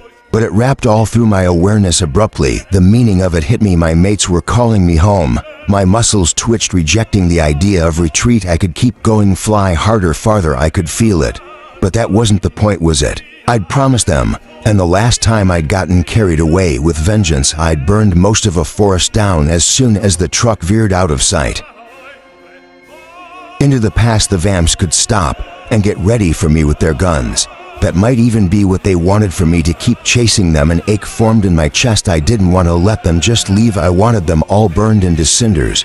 But I forced myself to bank on the wind and wheel around. The smell of clover filled my nostrils again as I glided over the property I'd inherited with my roll and landed in the estate's grassy yard. I let myself shift back. When my feet touched the ground, the grass pressed soft and cool against my tender human skin. Then an arm slid around my shoulders, pulling me into a tight pine-tinged embrace. The last of my anger fled as I buried my face in his shoulder. He'd never been the one to come to me after a shift before, but everything was different now. Everything was different. He helped me up, keeping his arm around me. I didn't need his support to stand, but it felt kind of nice to have him there anyway, and I liked being able to see up close the faint, embarrassed flush that had crept up his neck. My other mates had gathered around us. The vamps left. I said they saw me, and they took off for now. The last words fell from my lips with an ominous weight. We all knew they'd be back tomorrow with larger numbers or a more thorough plan. Then we get ready for them, Nate said. But I heard the threat of worry in his voice. It wasn't just this estate, but so many other kin all across the country. We needed to protect. It was too much for one dragon alone. I could admit that maybe it was too much for even me and my alphas and all the kin who stood with us. If we could summon powers beyond our own kind, I had to find that out. I took a deep breath and raised my chin as soon as it's light. I want to talk to the Fae 16 Ren. I don't know about this, Sparks West said as we pushed through the brush and the dense forest. Twigs crackled under our feet. My alphas and I were making our way through the woods on the other side of one of my hills, not far beyond the property that belonged to the Dragon Shifter estate, toward a pocket of Phelan. The sky had clouded, but a few streaks of sunlight pierced through, bringing the summer heat with them even this early in the morning. For any reason other than the 100 or so complaints you've already made? I asked. The Volf Shifter West narrowed his eyes at me, then his expression gentled as he wiped away a cool drop of dew that dripped onto my cheek. You haven't had many dealings with the Fae yet. I've never seen a sign they have the slightest friendly feeling toward us. Even the history fanatic back there hasn't heard of any warm relations between our communities. He jabbed his thumb toward Aaron. That sounded pretty similar to his earlier objections. Okay, but I know they worked with the Dragon Shifters before you all saw the carvings on that pedestal in the mountain. I listened to a Dragon Shifter from almost 200 years ago talk about how great the Fae are too. 100 years is a pretty long time, Marco pointed out. I know, I said, and obviously relations have gone pretty incredibly sour. But I touched West's arm with what I hoped was a reassuring caress. We need allies. The vampires are almost overwhelming us. The Fae used to be willing to stand by our side. I'm not saying we let them off the hook for the things they've done wrong. I just have to find out if there's anything I can do to mend that falling out, at least enough that they'll help us push back the bloodsuckers. You always want to see the good in people, don't you? He said with a baleful look. I raised my eyebrows at him. A quality I think you should be particularly thankful for. Nate gave a cough that might have been covering a laugh. West glanced back at the bear shifter with a growl, but it was more playful than menacing. He elbowed me, point taken, And I do think the Fae probably hate the vampires at least as much as they hate us, possibly more. If it's more, we might be able to work with that. I just don't want them anywhere near my kin. I'll keep that in mind. You really are an overachiever, Princess of Flames, Marco said teasingly a few weeks ago. We grab you and tell you you've got to unite the kin groups, surprise, and you've already moved on from that to igniting entire paranormal communities. I smiled. Well, I don't think I'm exactly finished uniting the kin groups yet, and I don't know if I'm going to manage to unite anything at all with the Fae. We'll just have to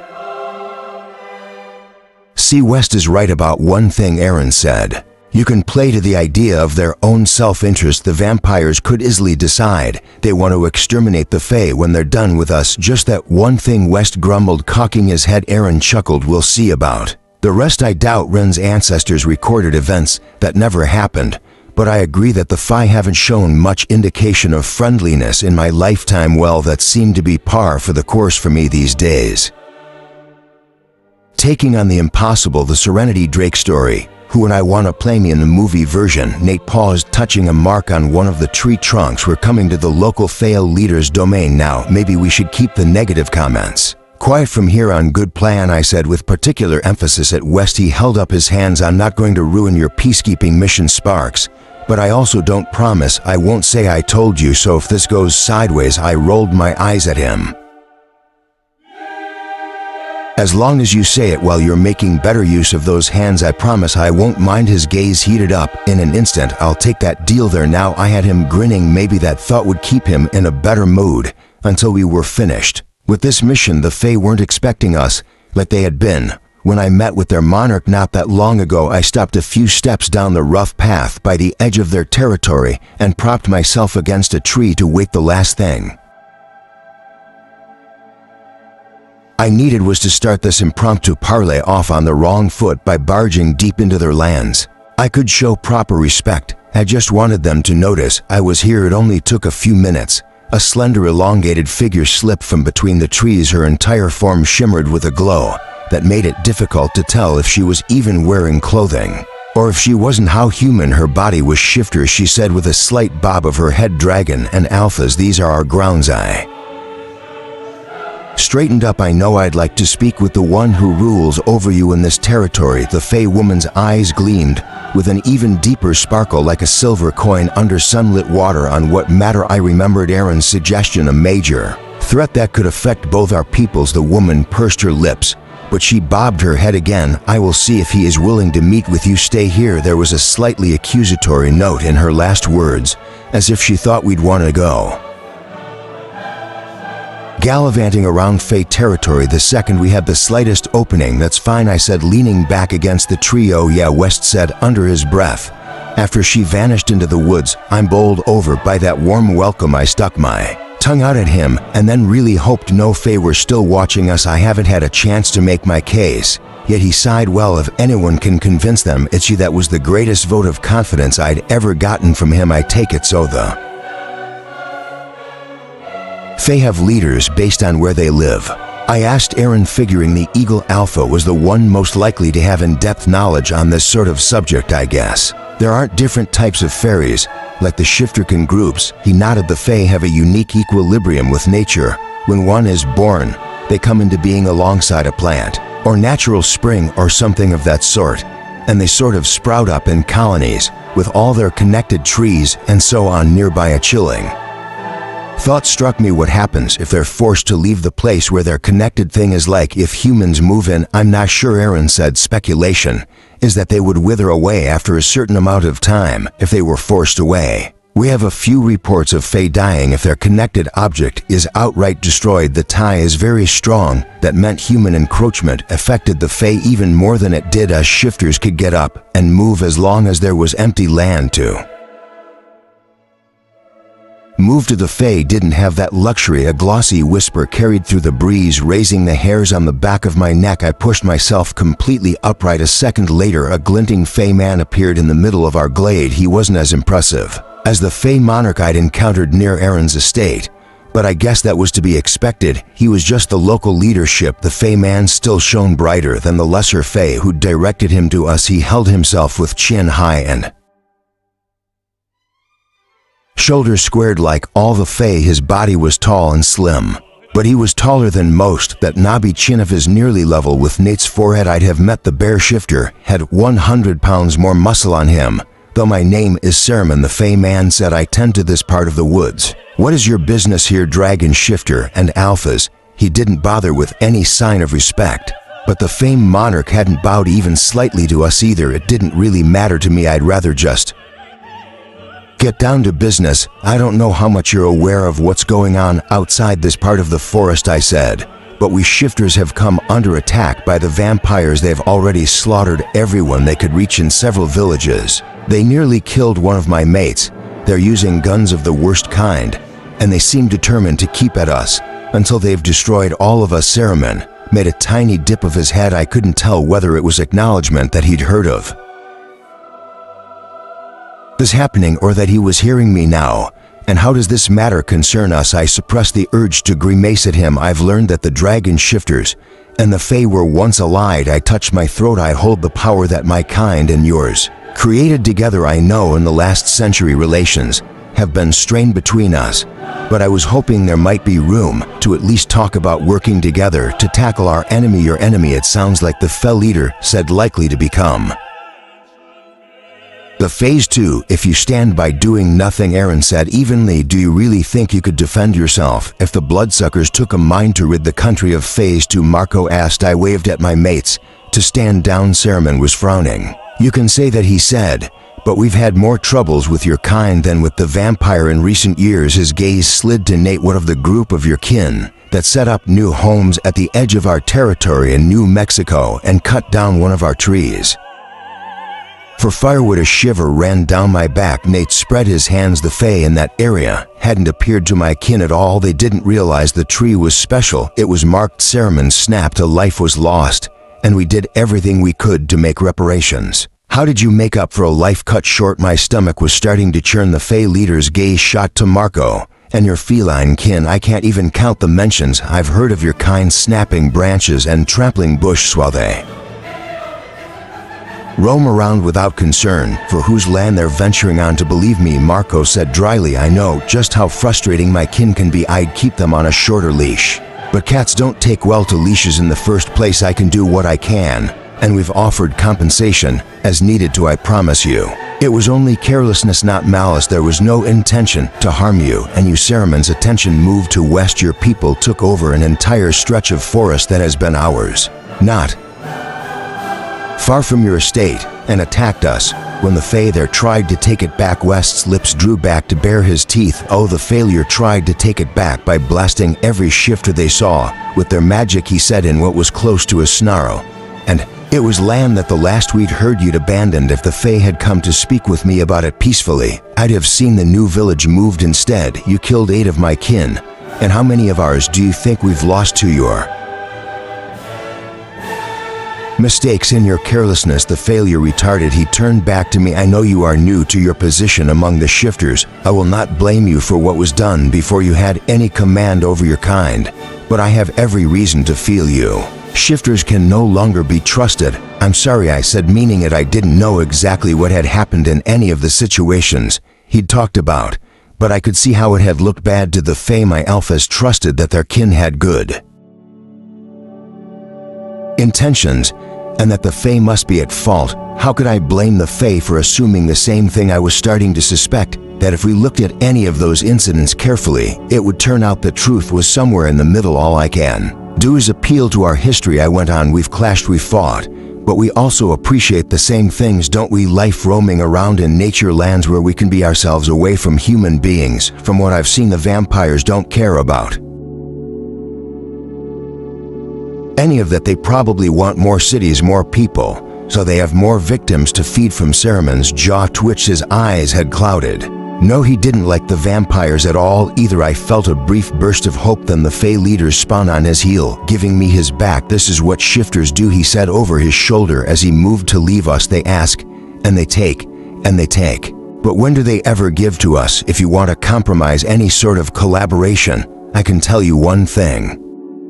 For certain, it's going to require more than talk for us to believe you. 17 Ren stubborn bastards, West muttered as we headed down the hall of my estate. to the main dining room. It was early for lunch, but we'd eaten breakfast at dawn, so I was more than ready to dig into whatever the cook had prepared, even if my stomach seemed to be mostly made out of nuts. At the moment, there's a lot of history. I said I didn't have to ask to know. It was the Fae he was still grumbling about, obviously a lot of the recent history has not been very good. I get why they don't trust us. He made it sound as if we've been running amok, ruining everything for them. Of course, he didn't mention all the times they've intruded on us or lashed out without any real provocation. That attack on the lands near my estate, they made a couple of huffy comments, and then less than a day later came at us pouring down rage for not realizing they changed their minds. Hey, I tugged him back as the other alphas went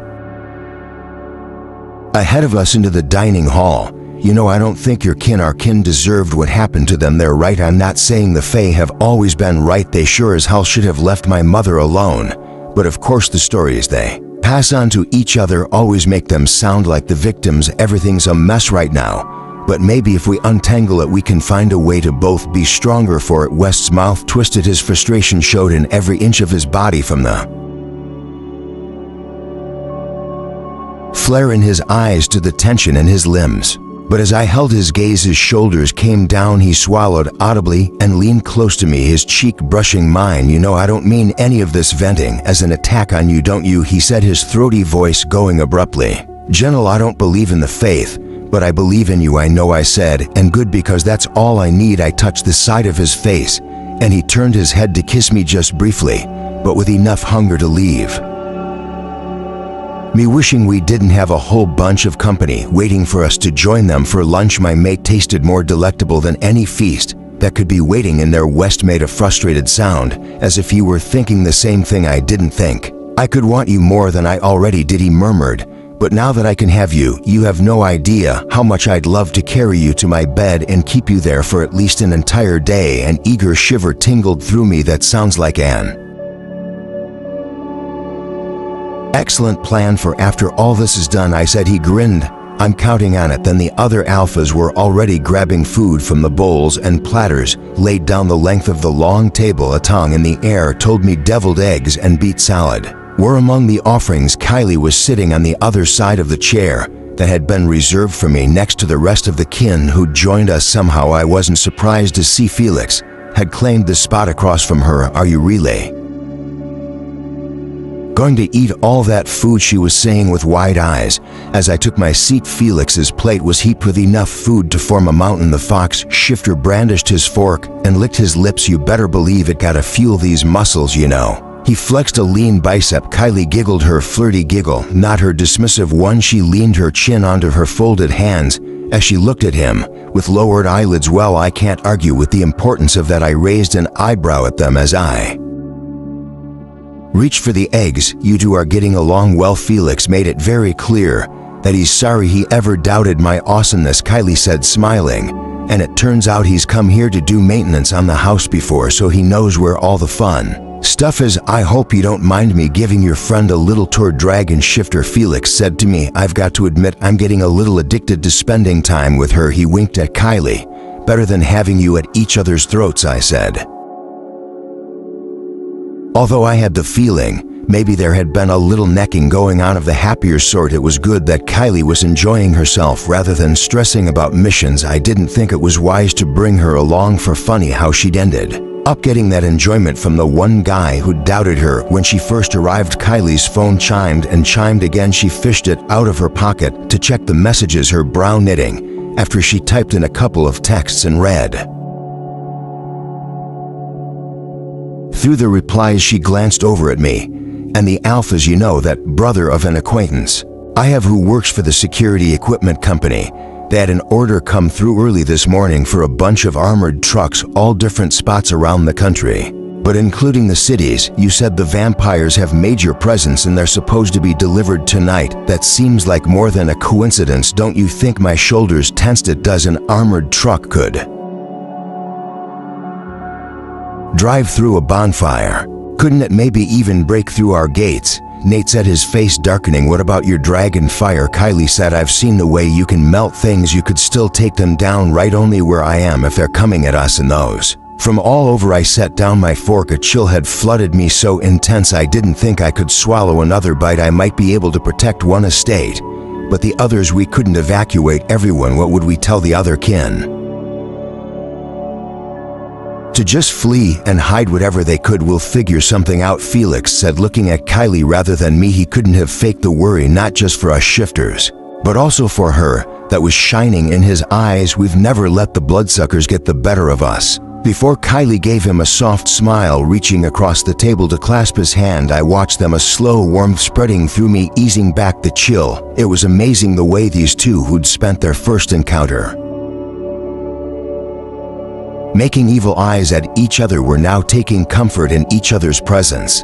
That was how things went sometimes, wasn't it? Look how West and I had been cuddled together just a few minutes ago. He and I had hardly gotten off on the right foot either, and now the thought of him being taken from my side was physically painful. All that gruffness and criticism had softened as he'd seen who I was and who I could be. So much angst and hurt could be avoided if you just took the chance to get to know someone. That thought settled with an unexpected strength in my mind. Saving our kin wasn't all on me and the alphas. I hadn't given our other option. Everything I had to try before we lost everything. We couldn't understand how the Fae saw us, and they couldn't understand why we feared them or why I was willing to consider trusting them again. But maybe if I could let them know us, if I could show them. I pushed my chair back. Everyone glanced up. Ren, Nate said. I waved off there. Attention, I just thought of something I need to do. I'm not leaving the house. I'll be back soon. I think I hurried from the dining hall to the far end of the house to the door of the records room. The light glowed on as I scrambled down the steps. The two main crystal tablets I'd listened to lay on the table where I'd left them, the one that detailed how dragon shifters and Fae had worked together, and the one that explained how we'd fallen apart from our perspective, a slanted perspective. I knew Mirabelle had sounded so certain that the Fae were in the wrong, but she'd gone into her meeting with the monarch already expecting her suspicions to be justified, maybe even wanting them to be. If I could show today's Fae that I understood our history, I couldn't bring them down here. I knew that much. If the room wouldn't even admit my alphas, non-shifters had to be out of the question. But maybe I could bring that proof to the Fae. I could give instead of asking to take my arms. Trembled as I headed back up the steps. The tablets clutched to my chest. For a second, I thought the room might block me from leaving with them. But I stepped out into the thinner air of the hall without any restriction. For all I knew, the Fae wouldn't be able to make any use of these anyway. They were precious historical records. If I was wrong to take them from the room, if they were lost somehow. I looked down the hall. In my mind's eye, saw myself as a little girl scampering through this house, never thinking anyone would want to hurt me or my family, never worrying about who might be coming down the road. This was what I wanted for my children. They deserved to grow up without this fear hanging over them. If this was what it took to end the threats we faced once and for all, then I'd take that risk for them and for the other shifter children not yet born. I carried the tablets down the hall to the dining room. When I reached the doorway, I cleared my throat. My mates and Kylie and the gathered kin stopped their tense conversations to look over at me. It wasn't enough to talk to the local Fae. I said, I need to speak with the monarch now before the vampires have another chance to attack. The jet is still here. Can we fly to your estate? Aaron, the avian alpha, stood up. We can, he said. Are you sure we can lock this house up as tightly as possible? But the vampires who scouted the place out last night will probably be back. My gut tightened, but I nodded anyway. If they damage the property, we'll just have to rebuild when we're done with them. If they come back with help, it's probably better if we're not here anyway. There aren't enough of us to really defend the place. Aaron's gaze settled on the tablets in my arms, but he didn't ask. West got up beside him, motioning to his kin. You heard the dragon shifter. Let's move. The sun was still high over the trees as the jet came into view of the avian estate. I watched the property expand beneath us, my face nearly pressed to the glass. The last time we'd parlayed with the Fae monarch, it had taken us a little more than an hour to reach the Fae monarch's chosen meeting place on neutral ground between her territory and Aaron's. Aaron had called one of his kin to reach out to her immediately as we'd packed up at the dragon shifter estate. but I didn't know if she would even agree to see me. The last time we'd met, I'd spilled the truth-seeking flames her people had helped create down over her and forced her to admit a lot more than she'd have wanted to all things we deserved to know. But I couldn't imagine she was feeling particularly happy with me or my alphas at the moment. "We have time," Aaron assured me from the seat behind mine. "The sun won't set for hours yet. I don't know how long we'll have to wait for her," I said as soon as the words fell from my mouth. The wrongness of them struck me. That didn't feel right. A heavy certainty settled over me. I looked down at the tablets. The crystalline memories meant just for me, with etchings of Fae and Dragon. It had always been the Dragon shifters the Fae had dealt with when they'd made their alliance with our kind. They'd seen my mother as their greatest threat, but they'd also seen the women like her as their greatest allies. The plane touched down with a jolt and a rattling of its wheels. I was out of my seat the moment it jerked to a halt. A car should already be waiting for us to take us most of the way there, Aaron said as we all hurried down the steps. "We can wait." I raised my hand to hold him and the other alphas back. Kylie glanced at me curiously, but I motioned for her to go on with the rest of the kin. My mates gathered around me. "What's up?" Princess Marco asked. I dragged in a breath. "I think I need to go alone, just me and the monarch. And if she brings reinforcements, fine. She has to see that I trust her. She needs to know how much I want this to work." West bristled as I'd known he would know. "Sparks, it's too dangerous. She tried to have you killed the last time, not her." I reminded him some other Fae who acted without her knowing. "Not discouraging something like that is different from giving an order, and she swore not to let anything like that happen again." "I trust your judgment, Ren," Nate said, "but I don't like the sounds of this. Either we could come along to the meeting place, but hang back from the actual spot farther down the path." I shook my head. "That'll look like an empty gesture, Aaron. I need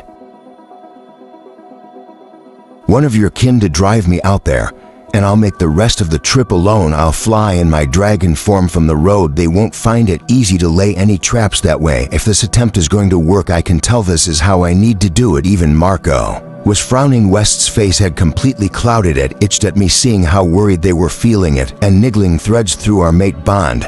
But my certainty rang deeper. "I've come a long way since that first meeting," I added. "I can handle this. You all know I can." West let out a sharp puff. "You have, and we do." Just he met my gaze searchingly, with so much concern and affection in his eyes it made my heart ache. "Be careful of the fate, and come back as quickly as you can." If even West agreed, there wasn't much the other alphas could say. My hand clenched around the straps of the bag that held the tablets. I promise." "Now, where's that car?" 18 Aaron. I rested my hands on the sun-warmed railing of the balcony and looked down over the courtyard. It was as crowded with my kin as it had been when I'd arrived with Serenity at my side just a couple of weeks ago. But now the energy around the estate was fraught, not celebratory. Everyone knew the vampires would be back for another battle tonight. More firewood had been heaped on top of the ashes of last night's protective ring. My guards were stalking wearily along the walls and wheeling overhead, keeping watch even well before the sunset we hadn't told anyone about the armored trucks. Yet I didn't want to start a panic until I found out the results of Serenity's last-ditch plan. Footsteps tapped against the floor behind me. My sister came up to the railing, leaning her elbows on it as she considered the crowd. "We held our own the last 2 nights. They haven't won yet." "No," I said, "but it's been a near thing. If they manage to gain one more advantage." Alice's mouth flattened. "Everyone who's able-bodied is ready to defend the walls. The scouts all along the roads will alert us as soon as the bloodsuckers show their faces. We've got extra tanks of gasoline. Everyone's carrying a lighter." She paused. "But yeah, I don't know how long we can keep doing this, especially if the vamps up the ante. Well, all we can hope for then is that we manage to up the ante right back at them." "Yeah." She glanced in the direction Serenity had gone. "Do you really think the Phi might agree to help us?" A question I'd asked myself so many times in the last day. "I think Serenity will do everything she can to convince them. Maybe it'll be easier for her to see a way to mend the damage that's been done between us. She has information none of us had before other than the past dragon shifters, and she's looking at the problem with fresh eyes, without decades of prejudices already built up." "There are prejudices, and then there's just sound judgment," Alice said. "I guess the more important question is, do you really think we can trust the Fae if they do offer to lend a hand?" That was a subject I've been puzzling over till I rubbed my mouth. I don't know. Serenity has proven herself to be a good judge of character so far, but she's still learning. Yes, she is. I didn't need to say more. I knew my sister could decipher the tangle of my emotions. Serenity was on her way out there right now to face the famed monarch, the strongest of those flighty but powerful beings on her own. Our dragon shifter was so powerful and becoming more so every day. But if the monarch found a way to break the treaty she'd sworn to, I didn't know if I'd ever see my mate again. Should we prepare for them? Alice said cautiously. The Fae, I mean, how so? Come here. I followed her down to the house and into the dim garage. Out back, a truck had come in with several tanks of gasoline. A thick chemical odor rose off them. Alice tipped her head to it, folding her arms over her chest. We have more than enough, she said. We could send these out with a few of our people if we thought they might be more useful elsewhere. I studied her expression. Elsewhere, like where the Fae rely on their home ground to survive, right on their chosen plants, or whatever. We could have a team ready near the monarch's territory in case the situation looks like it's about to turn sour, ready to burn that whole forest down if that's what it takes to give us some leverage. That's what I'd suspected she was getting at. My chest tightened. Was that what we were going to be reduced to, preparing to destroy people we were hoping would become our allies before we even tried to work together? Would it be stupid of me to say no and leave my own people that much more vulnerable? When did you become such a pessimist? I asked, delaying the need to answer the real question. Alice gave me a crooked smile. When I realized there's no way in hell we're fending off an army of vampires and a contingent to Fae at the same time. Clearly, I eyed the truck, focusing on the rhythm of my breath, trying to find a solid path. Through all the uncertainty around me, I was the one who'd always advocated for listening to reason over our animal instincts. Wasn't I? In this desire to defend against a threat that hadn't even arisen yet, that was all animal fear. I felt it with a sharp prickle down my spine. That was my answer then. No, I said, my heart thumping a little harder as I said the word. We can't enter a new alliance already on the verge of burning their homes to the ground, Aaron, my sister said, but I cut her off. With the shake of my head, Serenity watched her own mother die at the Fae's hands. I said she's still willing to give them a chance despite that, if she can be that generous. So can we rend the clearing where Ed met the Fae monarch before looked so much smaller from high above. The little pink flowers nearly blended into the green of the grass.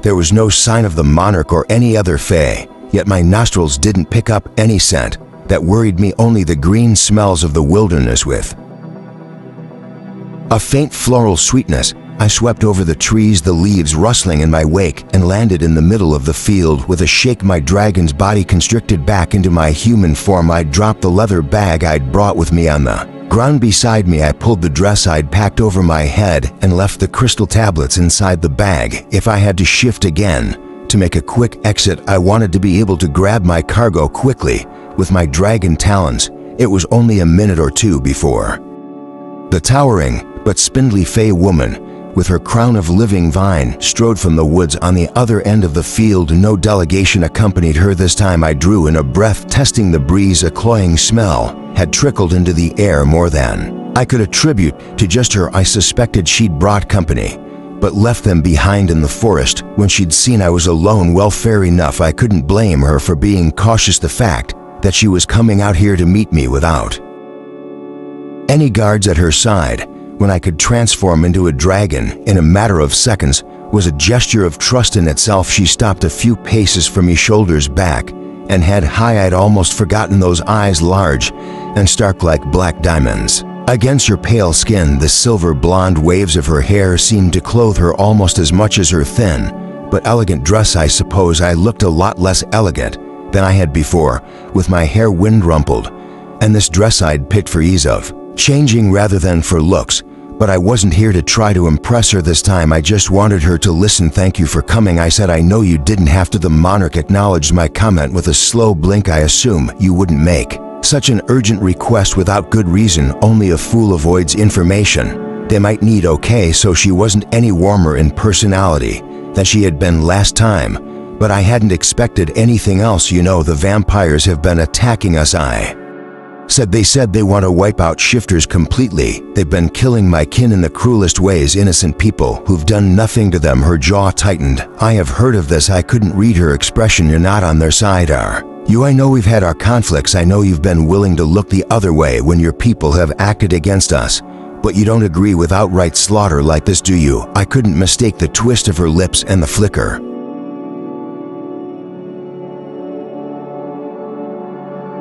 In her eyes now, it was her. Absolutely not, she said sharply. We will protect our own as we need to, but senseless killing is completely abhorrent. The vampires are abhorrent. We have been willing to keep our peace with them only as they offer the same to us. That was a step in the right direction. And do you really think you can trust them to leave you in peace if you let them exterminate us without saying a peep? Once they've eliminated the shifters, what's to stop them from coming after you? That is a matter I have given much thought, but had she drawn any conclusions? She obviously didn't want to make this conversation at all easy for me. I bent to pick up my bag. I think both our people will be better off if we can set aside our grievances with each other, at least long enough to push back this threat.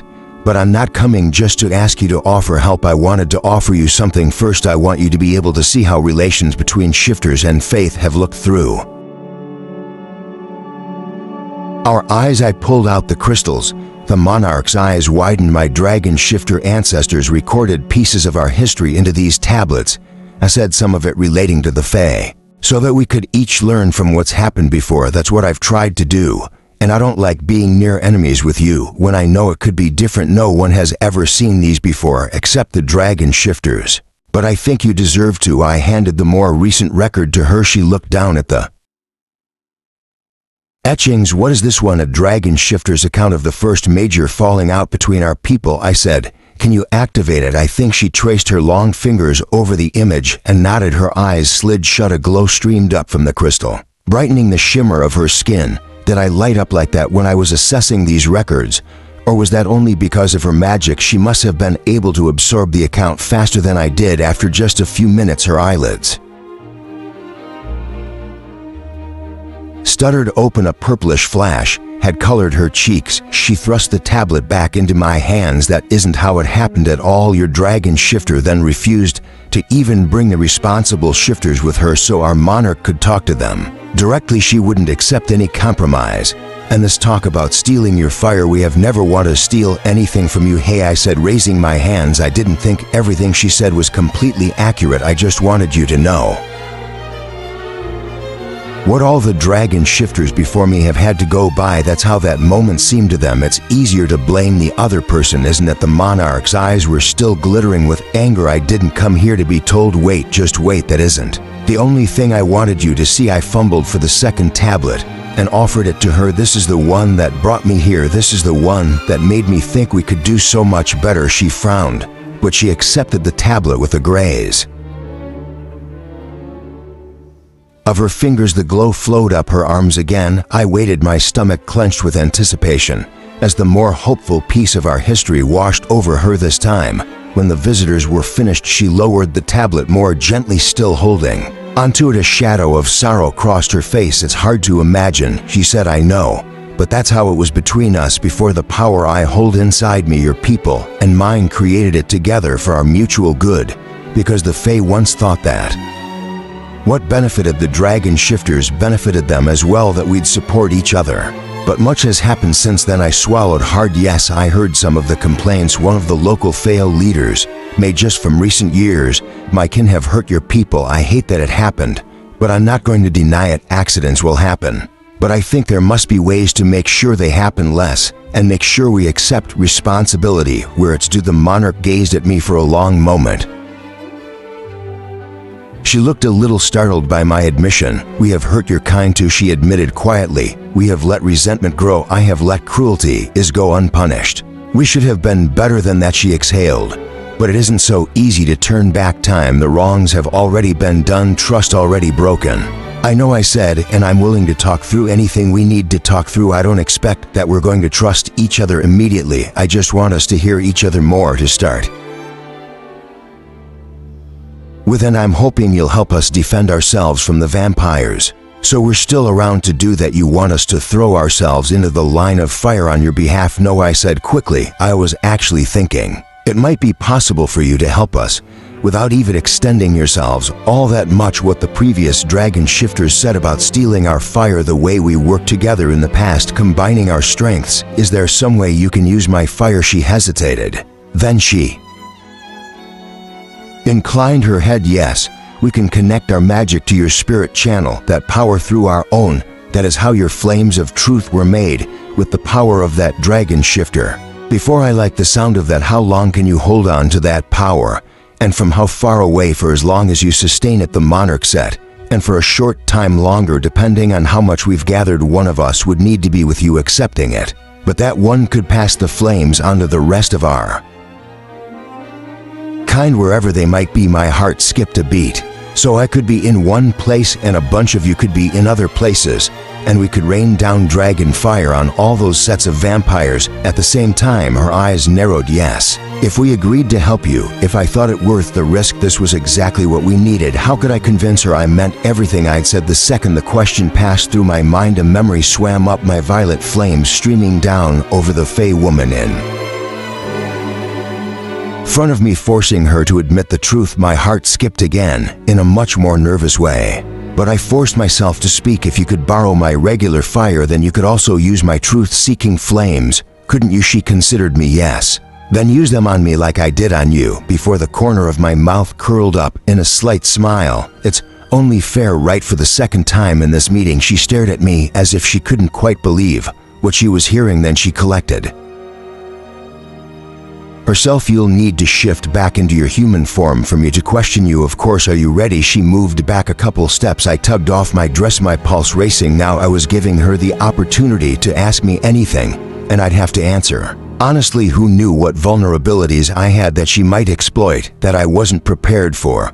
But I was asking a lot from her people. I had to give in return, and this was the best I could offer. I was dragon shifter of the shifter kin, and I would not be afraid. I shifted as quickly as I comfortably could. As always, the flames of my twin fires tickled the back of my dragon throat. I reached toward the violet ones and let them flow down my throat. I didn't blast them at the monarch the way I had when she'd been trying to march away from me last time. Instead, I let them drift down toward her gently. She'd already raised her hands as if to catch them, and that's what she did. As the violet haze reached her hands, she seemed to ball it between her palms, collecting it. After a moment, she nodded. I closed my mouth and shifted back, bracing myself for the interrogation. The monarch's shimmer flared brighter. She pushed her hands toward me, and the violet flame streamed from her grasp. They shot up over me from foot to head with a tight, prickling pressure. Okay, this wasn't being burned alive, but it was pretty far from pleasant. Something to keep in mind when I decided who to apply these flames to in the future. I couldn't move out of them, couldn't convince my body to do anything except stand there pinned, and to answer her questions. As she asked them, "Why have you come to me today?" she said. My mouth opened automatically. The words spilled out beyond my control. That was fine. I didn't fight the process because I'm afraid the vampires will destroy my people, and I think working with the Fae is our best chance of survival, and because I would like to form a new alliance with more trust and friendship between us. If that's possible, what will you do if we join you in fighting the vampires? Offer whatever power I can for you to use where I can't be myself, and any other support you need to help us.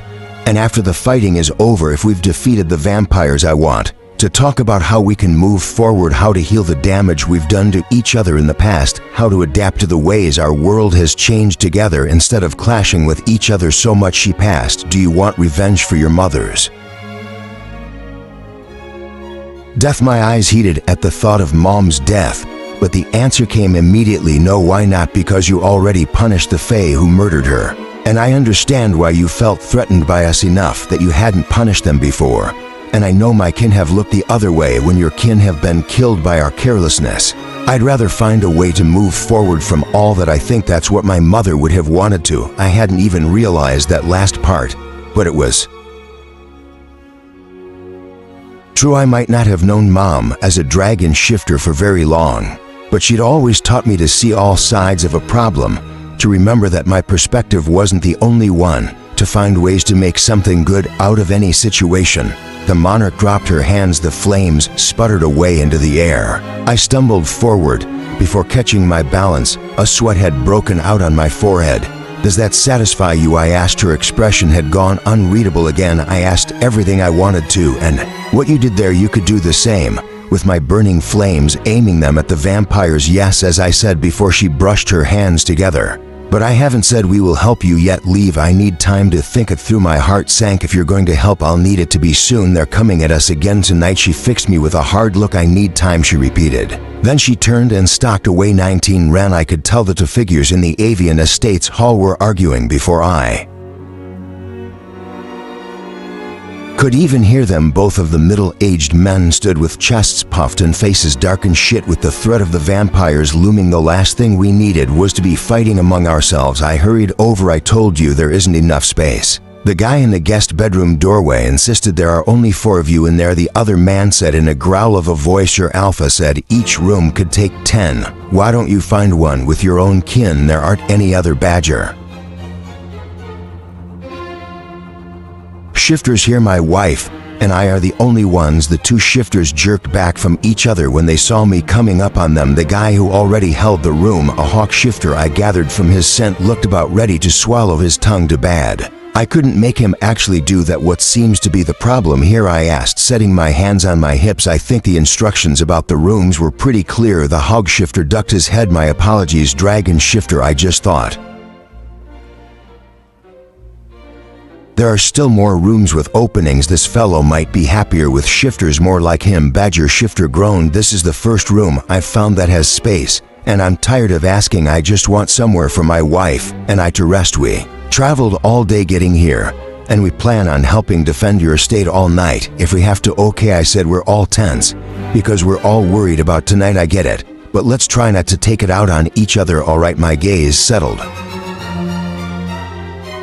on the hawk shifter. "If you don't think you can share this room with anyone who's not an avian shifter without squabbling, the 4 of you can come with me, and I'll find you spots in other rooms." It sounds as if this gentleman has been on his feet long enough. The hawk shifter looked from me to the badger shifter as he weighed his options. His expression turned chagrined. "We'll appreciate your help and fighting off the vampires," he said to the other guy. "Come on, get your rest." He didn't sound exactly happy about it, but the offer was genuine enough that I stepped back. The badger shifter smiled and motioned to a woman who just come into the hallway. Morgan were already gathering around the guest bedroom doors all down the hall. The estate was packed, and the refugees from various shifter communities hadn't stopped trickling in. Everyone had heard about the villages that had been decimated last night. No one wanted to risk being next to face that carnage. We still hadn't gotten any word from the Fae. Well, if they didn't come through, we just have to make the best we could of the situation on our own. And that meant having a conversation I'd been dreading. I continued out into the common rooms. Aaron was holding court with a few of his advisors and some of the newcomers. I caught his eye and tipped my head toward our private wing of the house. He nodded as he finished his conversation. I ducked out into the courtyard. Nate was showing a bunch of the young shifters the best way to quickly take down a vampire at close range. They copied his swipe through the air with their own hands. Marco was giving what looked like a stern talking to a couple of bobcat shifters who I was going to guess had been messing with the avian kin and West. I reached out through our bond and felt his presence near the wall at the side of the estate. At my gentle tug, I felt a tickle of acknowledgement. He was coming. Marco had finished his dressing down and was already strolling over. I gestured to Nate. "I need to talk to all of you." The bear shifter cuffed one of his young students slightly on the shoulder. "Keep practicing," he told them, and ambled to join me. "What's going on?" Kylie asked, getting up from where she Felix and some of the other shifters had been preparing a stack of torches with dry chunks of branches and gasoline. "I think we need to make a small adjustment in our plans." I said, "You might as well come along." So I'd be telling her afterward. Anyway, we slipped around the fringes of the crowded public areas to the hall where the Alpha's private rooms lay.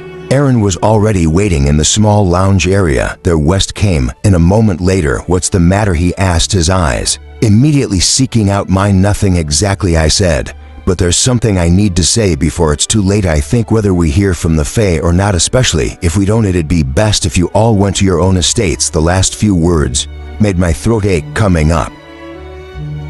My whole body ached thinking about it, seeing the way my mates stared at me in response. "You want us to leave you?" Nate said as incredulously as if I'd suggested he should fly back to his estate with his arms instead of a jet. "Well, I'd be leaving too," I said, willing my voice to stay steady. "I think I should be at the canine estate. It's been hit the hardest already, and the vampires from both New York and Chicago will be focused there, so if I can only protect one place, that seems like the one that'll need me the most, and your kin need you with them more than I do tonight. You can rally them, keep them hopeful." I caught Nate's gaze. "And then Marcos, most of yours haven't seen you since before this war started." "Serenity," Aaron said softly. I realized I was trembling. I clenched my hands, drawing my shoulders back. I never been apart from my mates, not by more than an hour or two's drive since they'd found me. It has wrenched at me having Aaron gone on a reconnaissance mission for less than a day, but I'd have my fire whether they were all with me or not. I meant what I'd said. Their kin needed them more. I couldn't hold them back for my own comfort. Then the rogues really would be right about me distracting the alphas from their duty to the rest of their people. "I'll be fine," I said. "I have to get used to it anyway, don't I? You all will have business on your estates and the other settlements after this is over. It's not like you're supposed to be with me 24/7. "No," Aaron agreed, "but given the circumstances, how long you were apart from shifter society, ideally, we'd have stayed with you until you were a little more settled in." I laughed roughly. "Not much chance of really getting settled in until we've dealt with the vampires. Is there? "Well, wherever you're going, I'm going to," Kylie announced in case there was any doubt about that. I smiled at her. I was counting on it. "Are you sure?" and Marco asked. "I'd imagine my kin think they haven't much use for me at all. They think that. But we both know how much you do for them," I said. The corner of his mouth cracked up, but he still looked sad. "I can't argue with that, Princess." Nate opened and closed his hands as if he didn't know what to do with them. "I don't like it," he said, "leaving you with just one of us to defend you. No offense meant to you, West, or to you, Ren. I know you can defend yourself. But if you are injured again, then West will be there, and all his kin too," I said, and touched the bear shifter's arm. My throat tightened. "I don't want to be apart from you either, any of you. But my job is to make sure all our kin have what they need, isn't it? And I can't let what I want get in the way of that." He sighed, bowing his head by mine. "I know. All right, then we should all go quickly while we still have time to make it back before nightfall." I bobbed up on my toes to press a quick but determined kiss to Nate's lips. Marco caught me next, teasing his fingers into my hair. As he brought our mouths together, I turned to Aaron, and he kissed me gently before resting his forehead against mine. "We'll be with you either way," he said. "Part of us always will be." The nervous jittering inside me calmed just slightly. "And part of me will be with you." I wasn't going to let myself think about how this might be the last time I saw any of them. West had stayed quiet through the whole conversation. There wasn't much for him to say, I guessed, when he was the one I'd be with, and I knew he had to want to get back to his own kin. But when I came up beside him as we all strode out toward the airstrip, he looked almost haunted. "You haven't even had all of us for a whole 2 days yet, Sparks," he said. I managed to smile. "Oh, I don't know. I think I had you a lot longer than that." He glanced at me with a flash in his eyes. His mouth twitched. "All right, I'll give you that. You'd better go round up the rest of your kin who came with us." I told him I think my best friend will be particularly disappointed if a certain fox shifter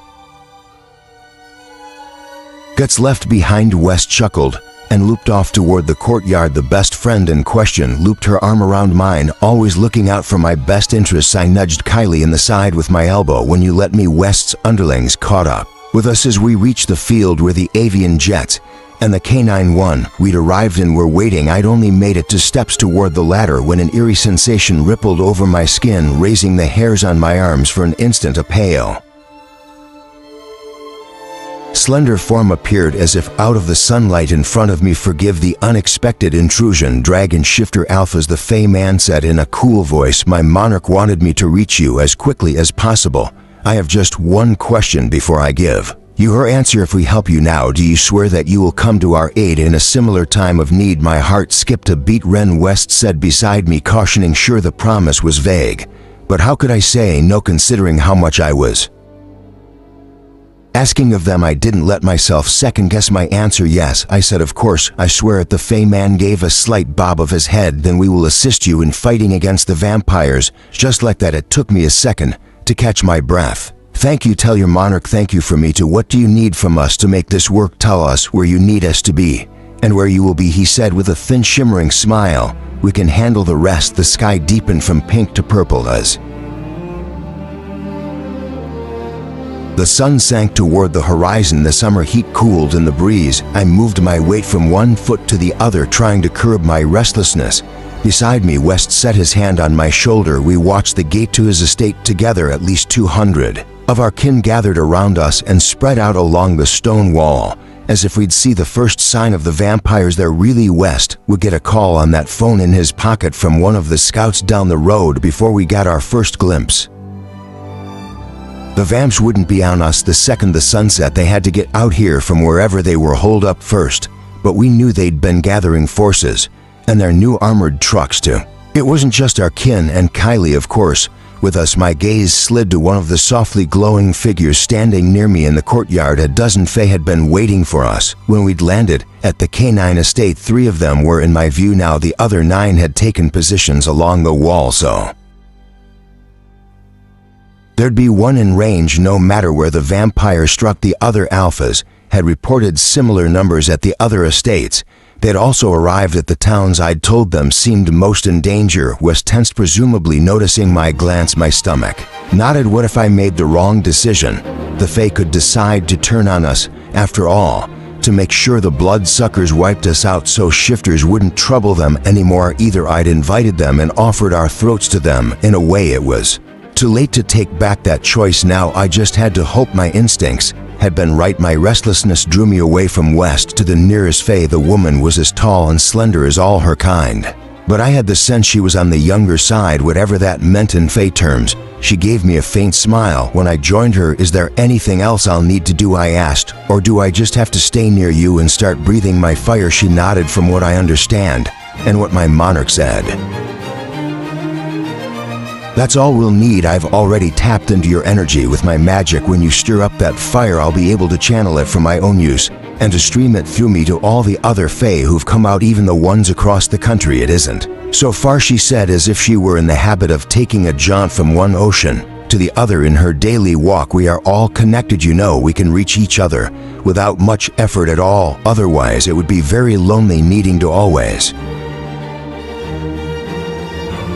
stay close to our homes. Oh, so they had some sort of telepathic communication, I guessed. That made sense when she put it that way. No wonder the Fae leader near the Dragon Shifter estate had known about all the offenses the shifters had made in other Fae territories. The Fae woman paused. We Fae live a long time, you know, she went on. Longer than shifters. One of the elders in my domain spoke to me once of sharing fire with a Dragon Shifter. She said it was the most thrilling experience of her life. I'm saddened by the reason you needed our help, but I'm excited to be part of it. My eyebrows shot up. Really? I said. I got the impression you were all pretty uncertain about having anything to do with shifters. Some of us maybe. She said. Some didn't have anyone to pass on those memories. There have been so many bad ones in between, but I don't think it makes sense for any of us to be afraid of you. My stomach started to unclench. Afraid of us? Was that what it came down to? I guess it did. All of us afraid of how the other could hurt us, striking out to try to defend ourselves from offenses no one had even committed yet. We should have been better than that, the monarch had said. We all should have, and maybe we could be tonight, or for us to be afraid of you, I suggested. Her smile grew a little, as if she understood exactly what I meant. West had raised his phone to his ear while I'd been talking to the Fae woman. The sun had disappeared completely. The Volf shifter called over to me. The trucks are on the move. They'll be here soon. I breathed in and out deep and slow, readying myself for a shift. I'd need to hold it as long as I possibly could if we were going to push the vampires back all across the country. All we needed was for them to arrive and try to breach our walls, and we'd incinerate them inside those damned trucks. They must have thought themselves so smart to obtain. The other shifters stirred in their places around the courtyard. An owl hooted in the distance. Then my ears picked up the distant sounds of engines. They grew from a hum into a rumble. Everyone along the walls went still, braced for action. The engine's growl rose even higher and cut off as the trucks must have come to a stop. I exhaled. Sharply in the sudden silence, a different sound reached my ears, a low rolling chuckle that made every nerve in my body jingle in alarm. A cajoling voice carried over the wall. West looked to me, frowning. My skin had turned clammy, nausea swelled. Inside me, it's him, I said hoarsely, just loud enough for my mate to hear me. The rogue who led the attack on my estate, the one who had my family killed. 20 Ren. Do you remember me? The voice went on, lilting over the canine estate's stone wall with an amused tone that set my teeth on edge. I scared little girl scampering after her mother down the. We didn't paint them with your blood. To that night I remembered. Oh hell, did I remember when he chuckled again. The tone of it took me back 16 years to that panic dash through the estate, adrenaline sour on my tongue and heart thudding at the base of my throat, to the blood the rogues had spilled all over my home, my dad's, my sister's. I'd assumed we'd caught the rogue who'd led that assault in one of our past battles with his group. I hadn't seen him clearly back then, didn't even know what kind of shifter he was, so there'd be no way to tell other than that chuckle. But charging into battle wasn't how he worked, was it? He led others to the fray and then stood back to watch the carnage, to watch and laugh. So he'd survived and gone running to the vampires with his last few rogue accomplices. Was he using them to get his revenge, or were they using him? Possibly both. Well then, where are you? The rogue called again, still so scared to stand your ground and face me. My jaw clenched. West gripped my arm. I hadn't even heard him coming to my side. Ignore him, my mate said in a low voice. He's trying to get you worked up to distract you.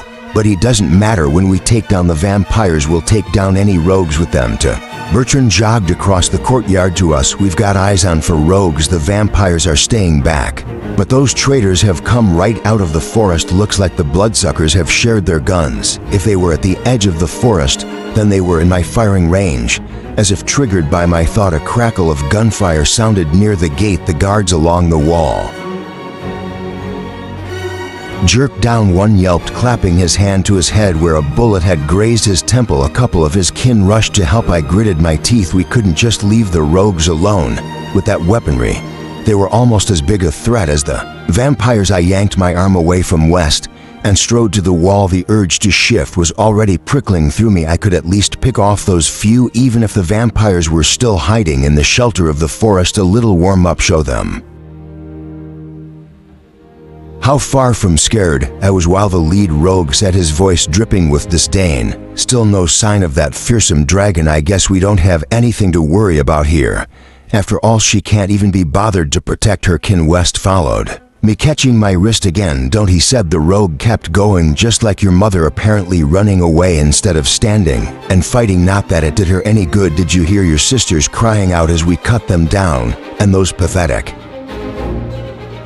alphas. I put the bullet in one of your father's heads myself. While he lay groaning, rage flared through my body. It pushed the talons from my fingers and the scales to the surface of my skin. A draconic roar rang from my throat as my muscles twisted and expanded. My wings unfurled, ready to cast me up into the air so I could incinerate them like so much barbecue. Wrench their lives from this world like they had my families pay them back for every bit of pain they'd caused. Flames scorched the back of my throat as I tend to push myself off the ground, and a memory seared through my head. The wild rush of fire over the trees when I'd lost control after our parley with the Vampire King. I caught myself, regret twisting around my fury, containing it. Just barely know this was what the rogues wanted. Why else would he be saying things that horrible? I had to keep a clear head. I had to keep my human reason. Like Aaron always said, it was our animal sides, the sides that wanted to lash out and bite back the second we were hurt. That had gotten us into so much trouble, wasn't it? That had split us apart from our alliance with the Fae all those years ago. I'd chosen differently. I could choose differently again. A ragged breath released from my already constricting throat. I collapsed back into my human form. West was there waiting. His arms went around me as I stumbled. I accepted his support for just a second as I got my bearings. Then I straightened up. We have to deal with them, I said. But we make a plan first. What do they want? What are they planning? West's eyes were still worried, but he followed my cue. They want to lure you out there So they must think they'll have an advantage when they do, for guns isn't enough to take you down before you fry them, I nodded. And the vampires are going along with whatever the rogues are doing. It might even be a plan they came up with. They want to get rid of me before they come at the rest of you. I ran my tongue over the edges of my teeth. There must be a bunch of the vamps waiting with a good line of sight to where the rogues are. They'd shoot me while I'm occupied with the rogues. That would make the most sense strategically, Bertrand said, so we turned the tables on them. I'd learned other things during that skirmish at the gas station. I glanced between West and his lieutenant. The kin can take on the vampires while they're in the denser forest, right? The vampires won't be able to take long shots, and we have the advantage of hand-to-hand. I can pretend I'm going after the rogues, and while they're focused on me, a bunch of your people can come at the vampires from the other side. Pretend, West repeated. I'm thinking that's going to look an awful lot like actually doing it. I glared at him. I won't get too close. I'll swing around. Their range of fire can't be very wide through the trees, and if a few bullets clip me, well, I've survived that. Before we get in there, take out as many as we can in the first minute of confusion, and then withdraw. Maybe that'll be enough to get them to stop lurking and come at us, so I can really take them on with our Fae friends. West's jaw tightened at the mention of the Fae, but he nodded. Don't cut it too close, he told me gruffly. I know, I said, suddenly choked up. He turned to Bertrand. You heard her. Get a bunch of our people, the fastest fighters, ready to dash for the forest the second she goes over the wall. His lieutenant gave a jerky bob of his head and rushed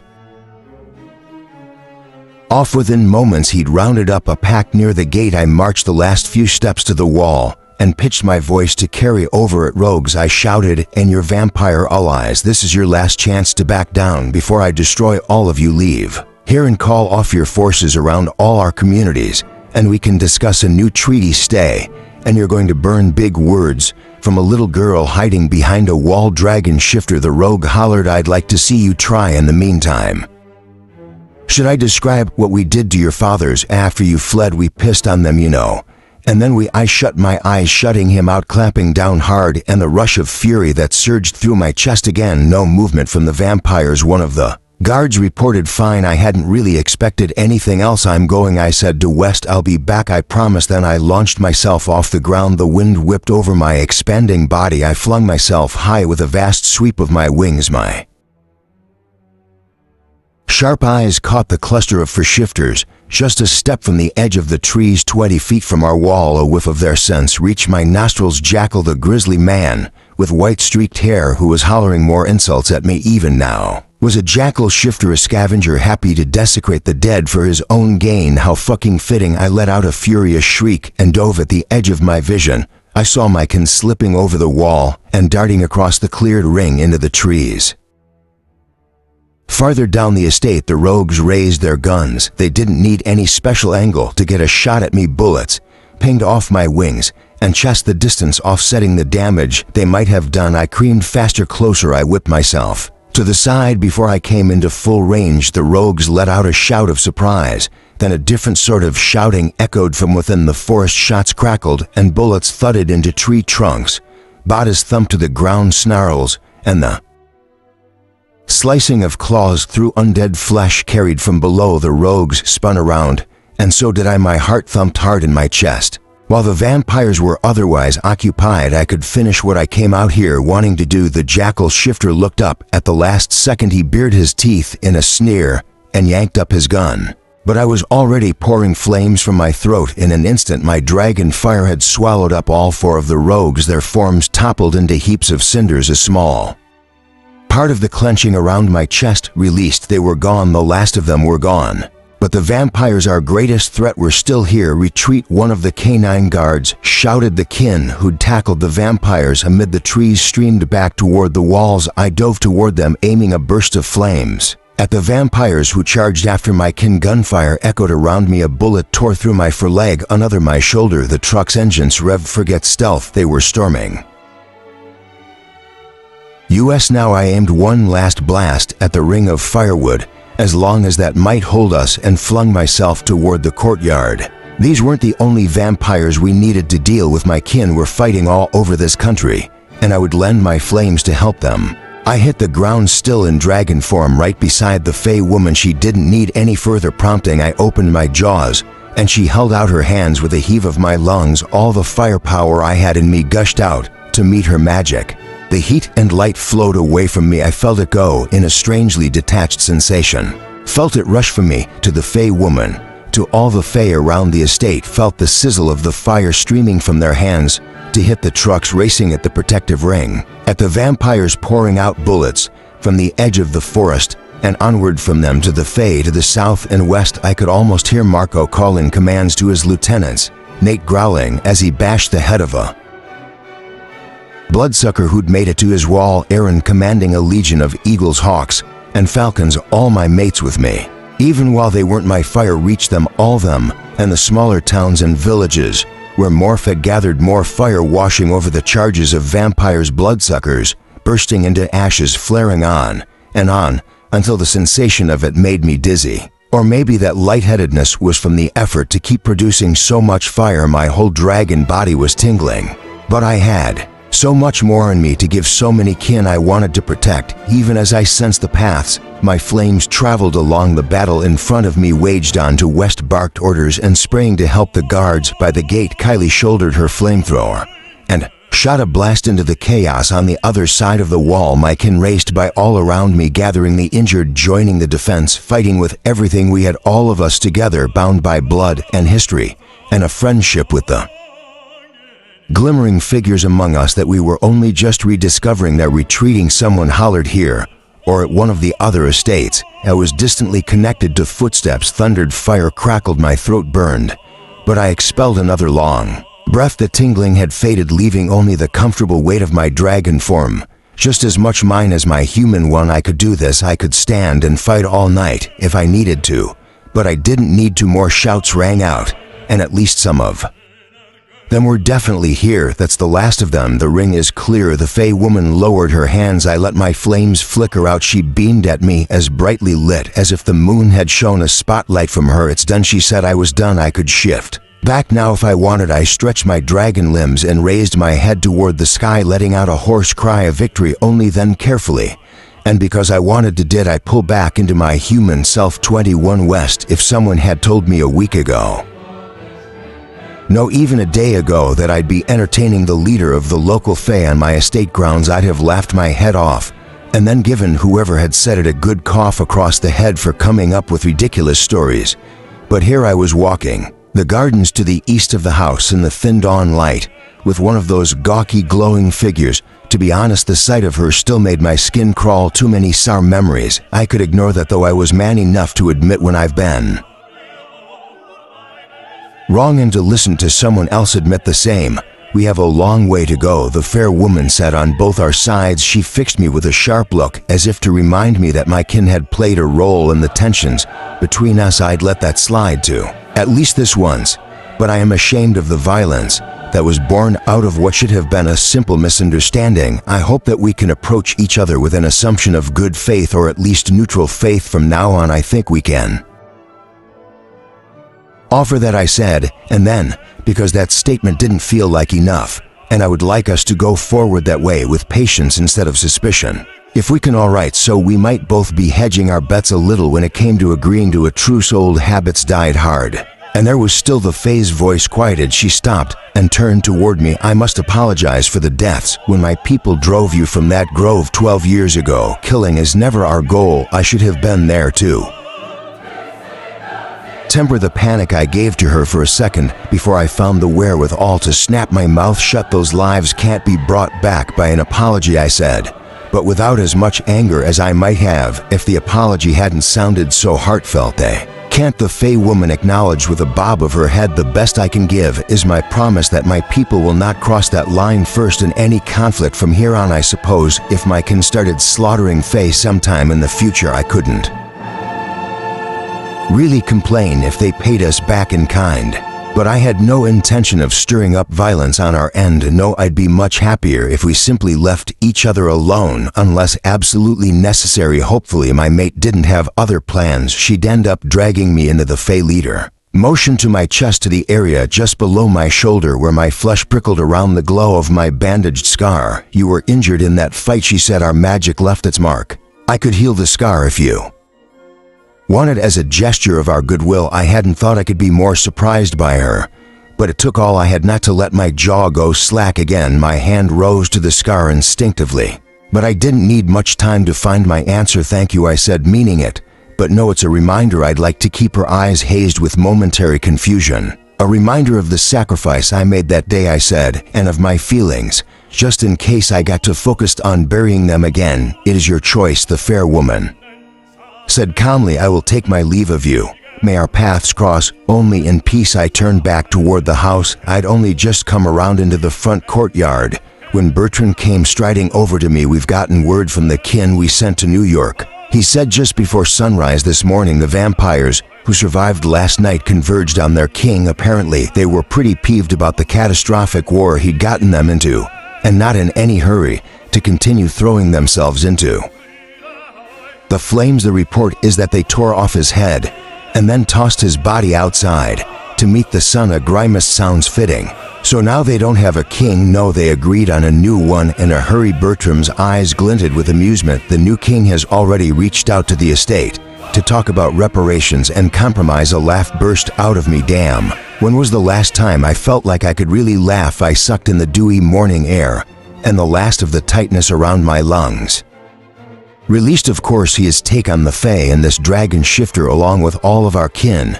After last night, he'd have to want to see his own people exterminated to make that order. "Do you want to speak to him?" Bertrand asked. I shook my head. "Tell the blood suckers we're thinking about what kind of compromise we'd find acceptable. Let them stool a little. I've got other things I'd rather focus on right now." Speaking of which, where's our dragon shifter? "Still in her rooms. As far as I know, Sir Ren had stayed up most of the night with me, helping with the recovery efforts and making sure the vampires weren't going to return. I'd finally sent her off to bed a few hours ago. The fact that she barely protested gave me some indication of how exhausted she'd been. I should probably get a little rest myself, but that could wait a little longer too. Right now I wanted my mate. No one answered when I knocked softly on the door to Ren's suite. I eased the door open. The corner of my mouth curved up. My dragon shifter hadn't even made it to her bed. She curled up on the sitting room sofa, hugging one of the plump pillows, her face gentle with sleep. Her dark brown hair tumbled over her naked shoulder. There was a lot to appreciate about the view, but my gaze stayed on her face, my heart squeezing. This woman, this goddamn woman. I'd almost let her go, and then I'd almost pushed her away. What the hell had I been thinking? I couldn't imagine loving anyone else this much now or ever. I knelt down beside the sofa and rested my head against her side. I hadn't meant to wake her, not exactly, but when she murmured and reached to stroke her fingers over my hair, I couldn't say I was upset either. "Is everything all right?" she asked, her eyes only half open. "Fuck." She looked even more irresistible, like that. "You know what I said it is, and I think it might actually stay that way for more than an hour. Just this once." She smiled then so brilliantly I had to kiss her. She scooted forward into my embrace, raising her head to kiss me back harder. "Tired?" "Who was tired? I could stay awake another week if I was doing this." Ren snuggled her head against my shoulder. "I want you," she said, her voice still dreamy. "But I want to see all my mates soon. That's what I came to tell you," I said. "The other alphas are heading to the Dragon Shifter estate now. I'll take you there to meet up with them. What do you say we catch up on a little more sleep on the plane?" She hummed happily. "Sounds like the perfect plan as long as you're right there beside me." I couldn't restrain the smile that stretched across my face. "Forever and always." Sparks, Ren, Aaron, Nate, and Marco were waiting at the edge of the runway. When I got to the jet's open doorway, suddenly my feet couldn't move fast enough. I scrambled down the steps and dashed into their arms, all of their arms, all at the same time. With a low chuckle, Nate wrapped me up in an embrace. Aaron was there at the next second, then Marco, and finally West, nuzzling the back of my neck somewhere beyond the boundaries of our group hug. Kylie coughed and said, "I think I'll leave the five of you alone for a while." I grinned, snuggling deeper into my mates' embrace. Their smells, salty and musky, spicy and piney, mingled together into the heaviest perfume. Their warmth enveloped me. The love inside me swelled to meet it, feeling every part of my body with its giddy glow. It wasn't enough just to feel that love, it was time I did something with all that emotion last. Night was amazing, Aaron said, the way your fire reached all the way to us. Well, I think it's the Fae you can thank for that, I said.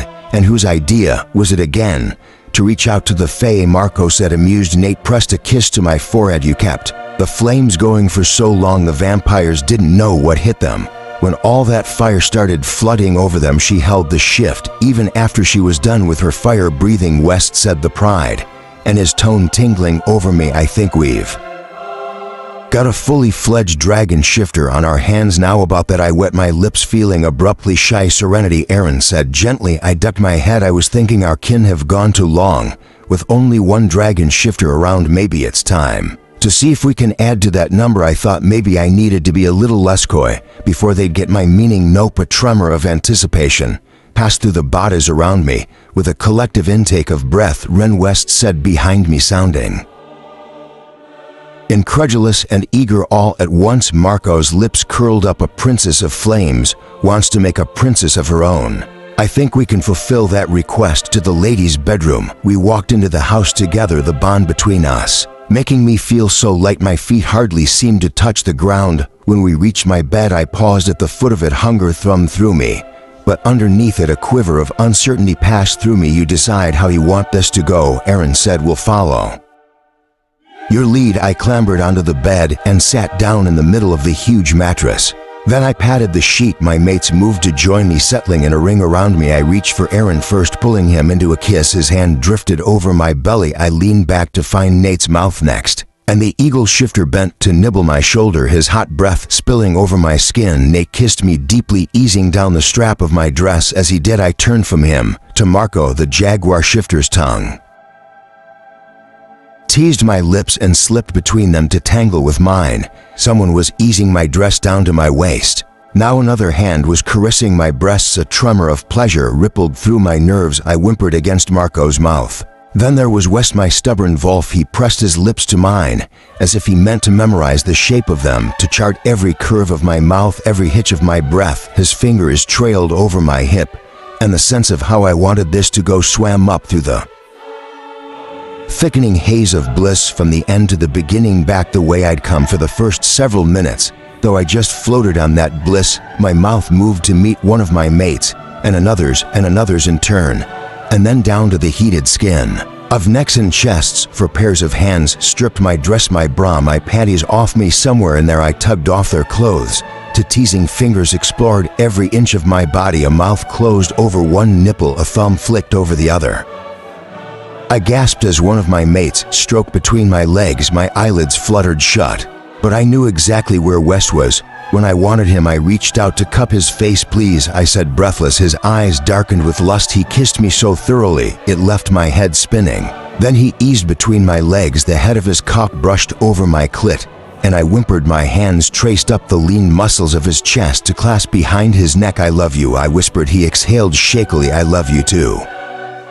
Sparks, and I won't let you ever doubt it again. An ecstatic burn spread through my body as he slid inside me. I clutched him and tilted my hips to welcome his thrusts. West groaned, his head bowing close to mine. The other alphas had eased back just a little, but they continued their caresses, stroking my breasts, kissing my neck, until I felt as if I were made of nothing but pleasure. West plunged even deeper into me, and I came with a cry. The sparks of his nickname for me danced behind my eyes. Fuck, he muttered as I shuddered around him. His voice choked.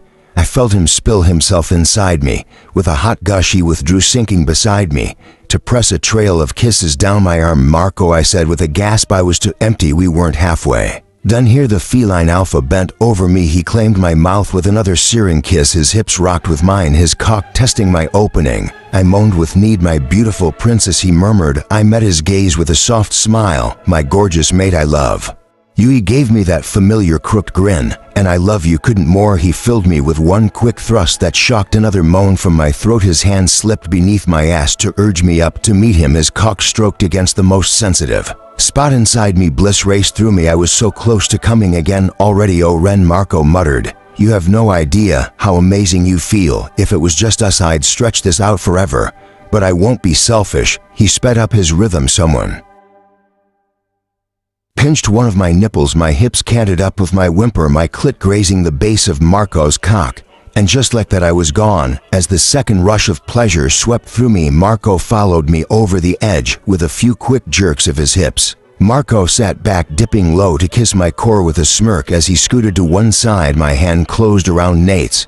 The warmth of my bare shifter's eyes turned smoldering. He flipped us over, pulling me on top of him. I gasped as my sex slid against his thick erection. When he touched my cheek to meet me for a kiss, other hands glided over my thighs, my back. Nate cupped my breasts, rolling my nipples against his palms until I shivered with pleasure. "I love you," he said, before I rediscovered my capacity for words. "Standing beside you is the greatest honor of my life." My throat tightened. I leaned down to kiss him again. "I love you too, and I'm honored to stand by your side." He grasped my hips, and together we guided me down onto his cock. His thickness stretched me with a pressure that made every nerve in my body tingle. I threw back my head, starting to ride him with all longing I had in me, chasing another release. Nate's hand slid down to stroke my clit. A tongue slicked over one nipple, teeth teased another. One of my other mates kissed the small of my back. I braced my hands against Nate's broad chest, pumping against him, shivering. As I started to shatter, a long moan broke from my throat. The bare shifter caught me as I sagged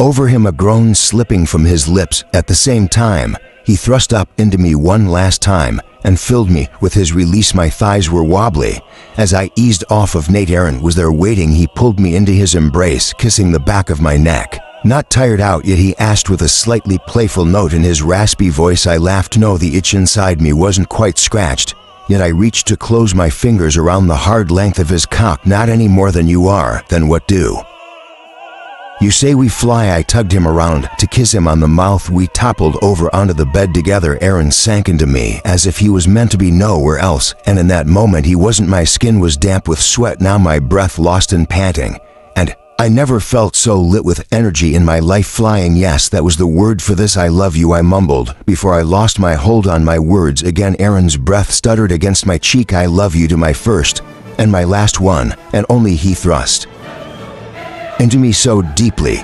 The final dam burst. I toppled over the edge of that last peak of ecstasy, shaking and gasping, my sex clenching hard around Aaron's cock. With a moan, he came apart to finally blissfully stated. I let my muscles go slack against the mattress. My four mates cuddled close around me, surrounding me in a wash of affection and more than a little satisfaction. "You know," Aaron said lightly, "coming together all at once, it's not guaranteed to work on the first try, just so you're not disappointed." A giddy giggle popped out of me. "That's okay," I said, tugging them all a little closer. "We'll just have to keep practicing until we get it right." 20 to Ren several months later. "It won't hurt them at all, right?" I said, standing at the edge of the boundary. The Fey woman had just laid down. Her magic shimmered faintly against the earth between the trees, and then faded from my sight completely. It left the slightest scent in the cool spring breeze, something faintly sweet under the crisp green scents of the forest. Just waking up from the winter. The Fae shook her head. "The humans won't even feel it. They'll simply find themselves completely uninterested in continuing in this direction." She gave me a small but bright smile. "And you shifters won't be affected at all." A couple of her companions farther away raised their hands to us to indicate they were finished with their parts. The effort was one step in a plan the Alphas and I had come up with after discussions with the Fae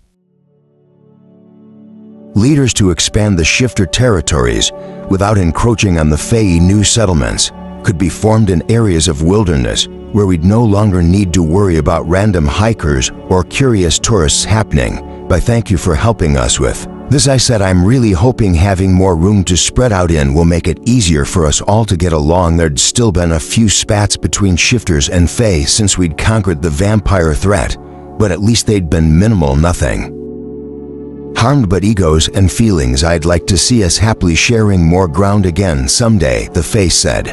"But it's hard to enjoy sharing when you're forced into it. I believe this will benefit both our people." "Will we set down the next one near the avian estate next week?" "That's the plan," I waved to them before heading across the boundary to where the car I'd come in was parked. Kylie and Felix were waiting there, enjoying a little picnic in the meadow beside the road. The Fae's magic would affect my best friend, but she didn't have any need to visit the smaller settlements anyway these days. She split her time pretty evenly Between the Dragon Shifter estate and Felix's post in New York, she jumped up when she saw me coming over. "It's done. That didn't take long at all. Fey magic is powerful stuff," I said. Felix stood to gathering the remains of their meal into the basket. He shot me a grin. "The Vampire King will be happy to hear about the progress.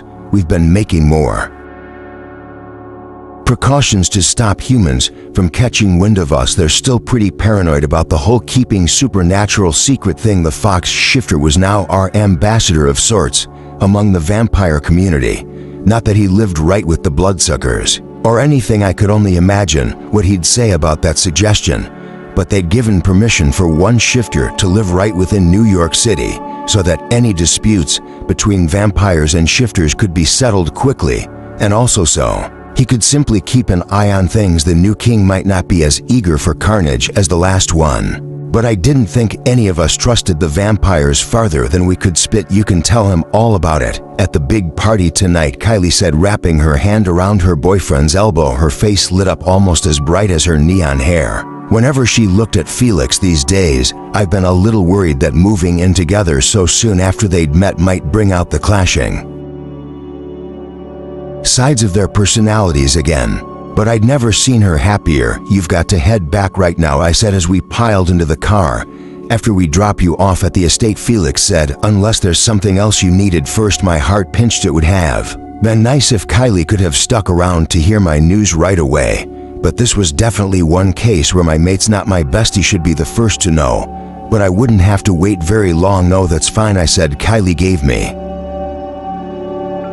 a playfully suspicious look. "Is there something going on that you're not telling me?" I smiled back at her. "You'll just have to wait and see." She wiggled a finger at me. "I'm due back in a couple days. Remember, I'll pry all your secrets out of you." Then when we reached my estate, one new car was already parked by the house. Marco was lounging on the front step. He leapt up with his easy grace. As we pulled in, I went to greet him, feeling my own face light up. I'd gotten used to spending days and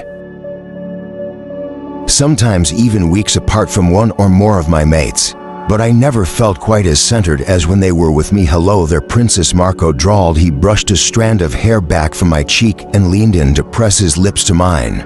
I gave myself over to the heat of the kiss for as long as I felt I could get away with. When we had company, "I've just got to say goodbye to Kylie," I said. "Then I'll be right back with you. Take your time." The feline alpha said, "I get to have you for the whole rest of the day." I headed back to the car and gave Kylie a tight hug. "I expect you back in 2 days," I said. "Be on time," she laughed.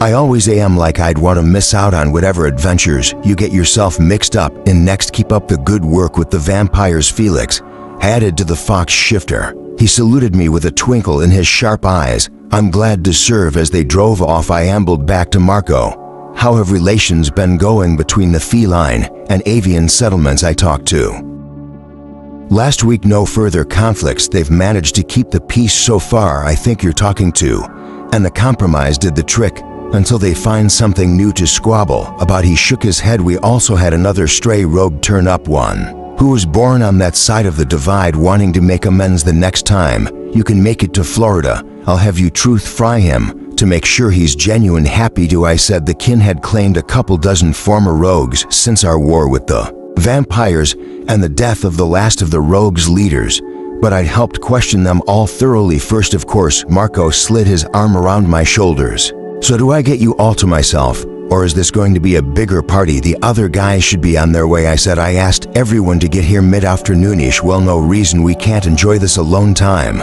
"Well, we have it," he murmured. I snuggled into his arms as he lowered his mouth to the side of my neck, but he hadn't gotten any farther than that when another engine sounded down the road. "Hum," he said, raising his head to look. "We can always pick up where we left off later," I laughed. "I'm sure we will." West got out of his Jeep with his usual graphic expression. It still gave me a little thrill, seeing that serious look vanish behind a warm grin. When our eyes met, he strolled over and tipped my chin up for a kiss without bothering to detach me from Marco's arms. "Too long," he said. He'd been off dealing with some issues in a few of the canine settlements while I had been busy with the Fey Alliance, so we hadn't seen each other in nearly 2 weeks. "We're almost done enclosing the new territories," I said. "Then you won't be able to get rid of me." His grin stretched wider. "Believe me, I'm looking forward to that." Aaron arrived next in a sedan that sputtered When he brought it to a stop, a thin stream of smoke trickled from the hood. He made a face as he got out. I'm not sure which I like less now, jets or cars, one of the kin on the estate. As a mechanic, I said I'll get her to have a look. Marco brushed his hands together. Let me at it. I'm not totally hopeless with cars. The other guys and I exchanged a skeptical look. The feline shifter waved us off. Just because I lack extravagant things doesn't mean I'm afraid of getting my hands dirty now. And then we'd just gotten the hood propped up when Nate's pickup truck pulled in. Okay, I said, is the bear shifter emerged? Car maintenance can wait. Come on inside. Nate fell into step with us on the way to the house, and that beautiful sense of completion wrapped around me. Here I was with all my mates, everything as it should be, more than they even knew yet. What's going on, Ren? Nate asked. It sounded like this meeting was a little more urgent than usual. Not in a bad way, I assured him. There's just something I want to talk to all of you about that I figured it'd be best to do in person. I'm never going to object to spending time with you anytime I can. Aaron said. He raised my hand to kiss the back of it, his blue eyes gleaming with affection. I led the way down the hall to my private quarters in the sitting room. I stopped, motioning them closer. Give me a hand, all of you. Marco raised an eyebrow, but my alphas all held out one of their hands. I grasped them lightly with my fingers and guided their palms to my belly. Can you feel her? I said softly, because I can. The new life I was carrying inside me touched my senses with a gentle energy like the flickering of a candle flame. Nate's eyes widened. His hand left my belly to pull me into a fervent hug. Then Aaron was kissing me. Then Weston, Marco again, all of them closing around me in a ring of love. Here's to the next dragon shifter, Aaron murmured. Motherhood was a whole new, expansive, brand new territory waiting ahead of me. But I was ready for it, especially with my mates by my side. I rested my hand over that glimmer of life and smiled. Here's to her and all of us and the future we're building for her, a future that could now be lit with harmony and hope.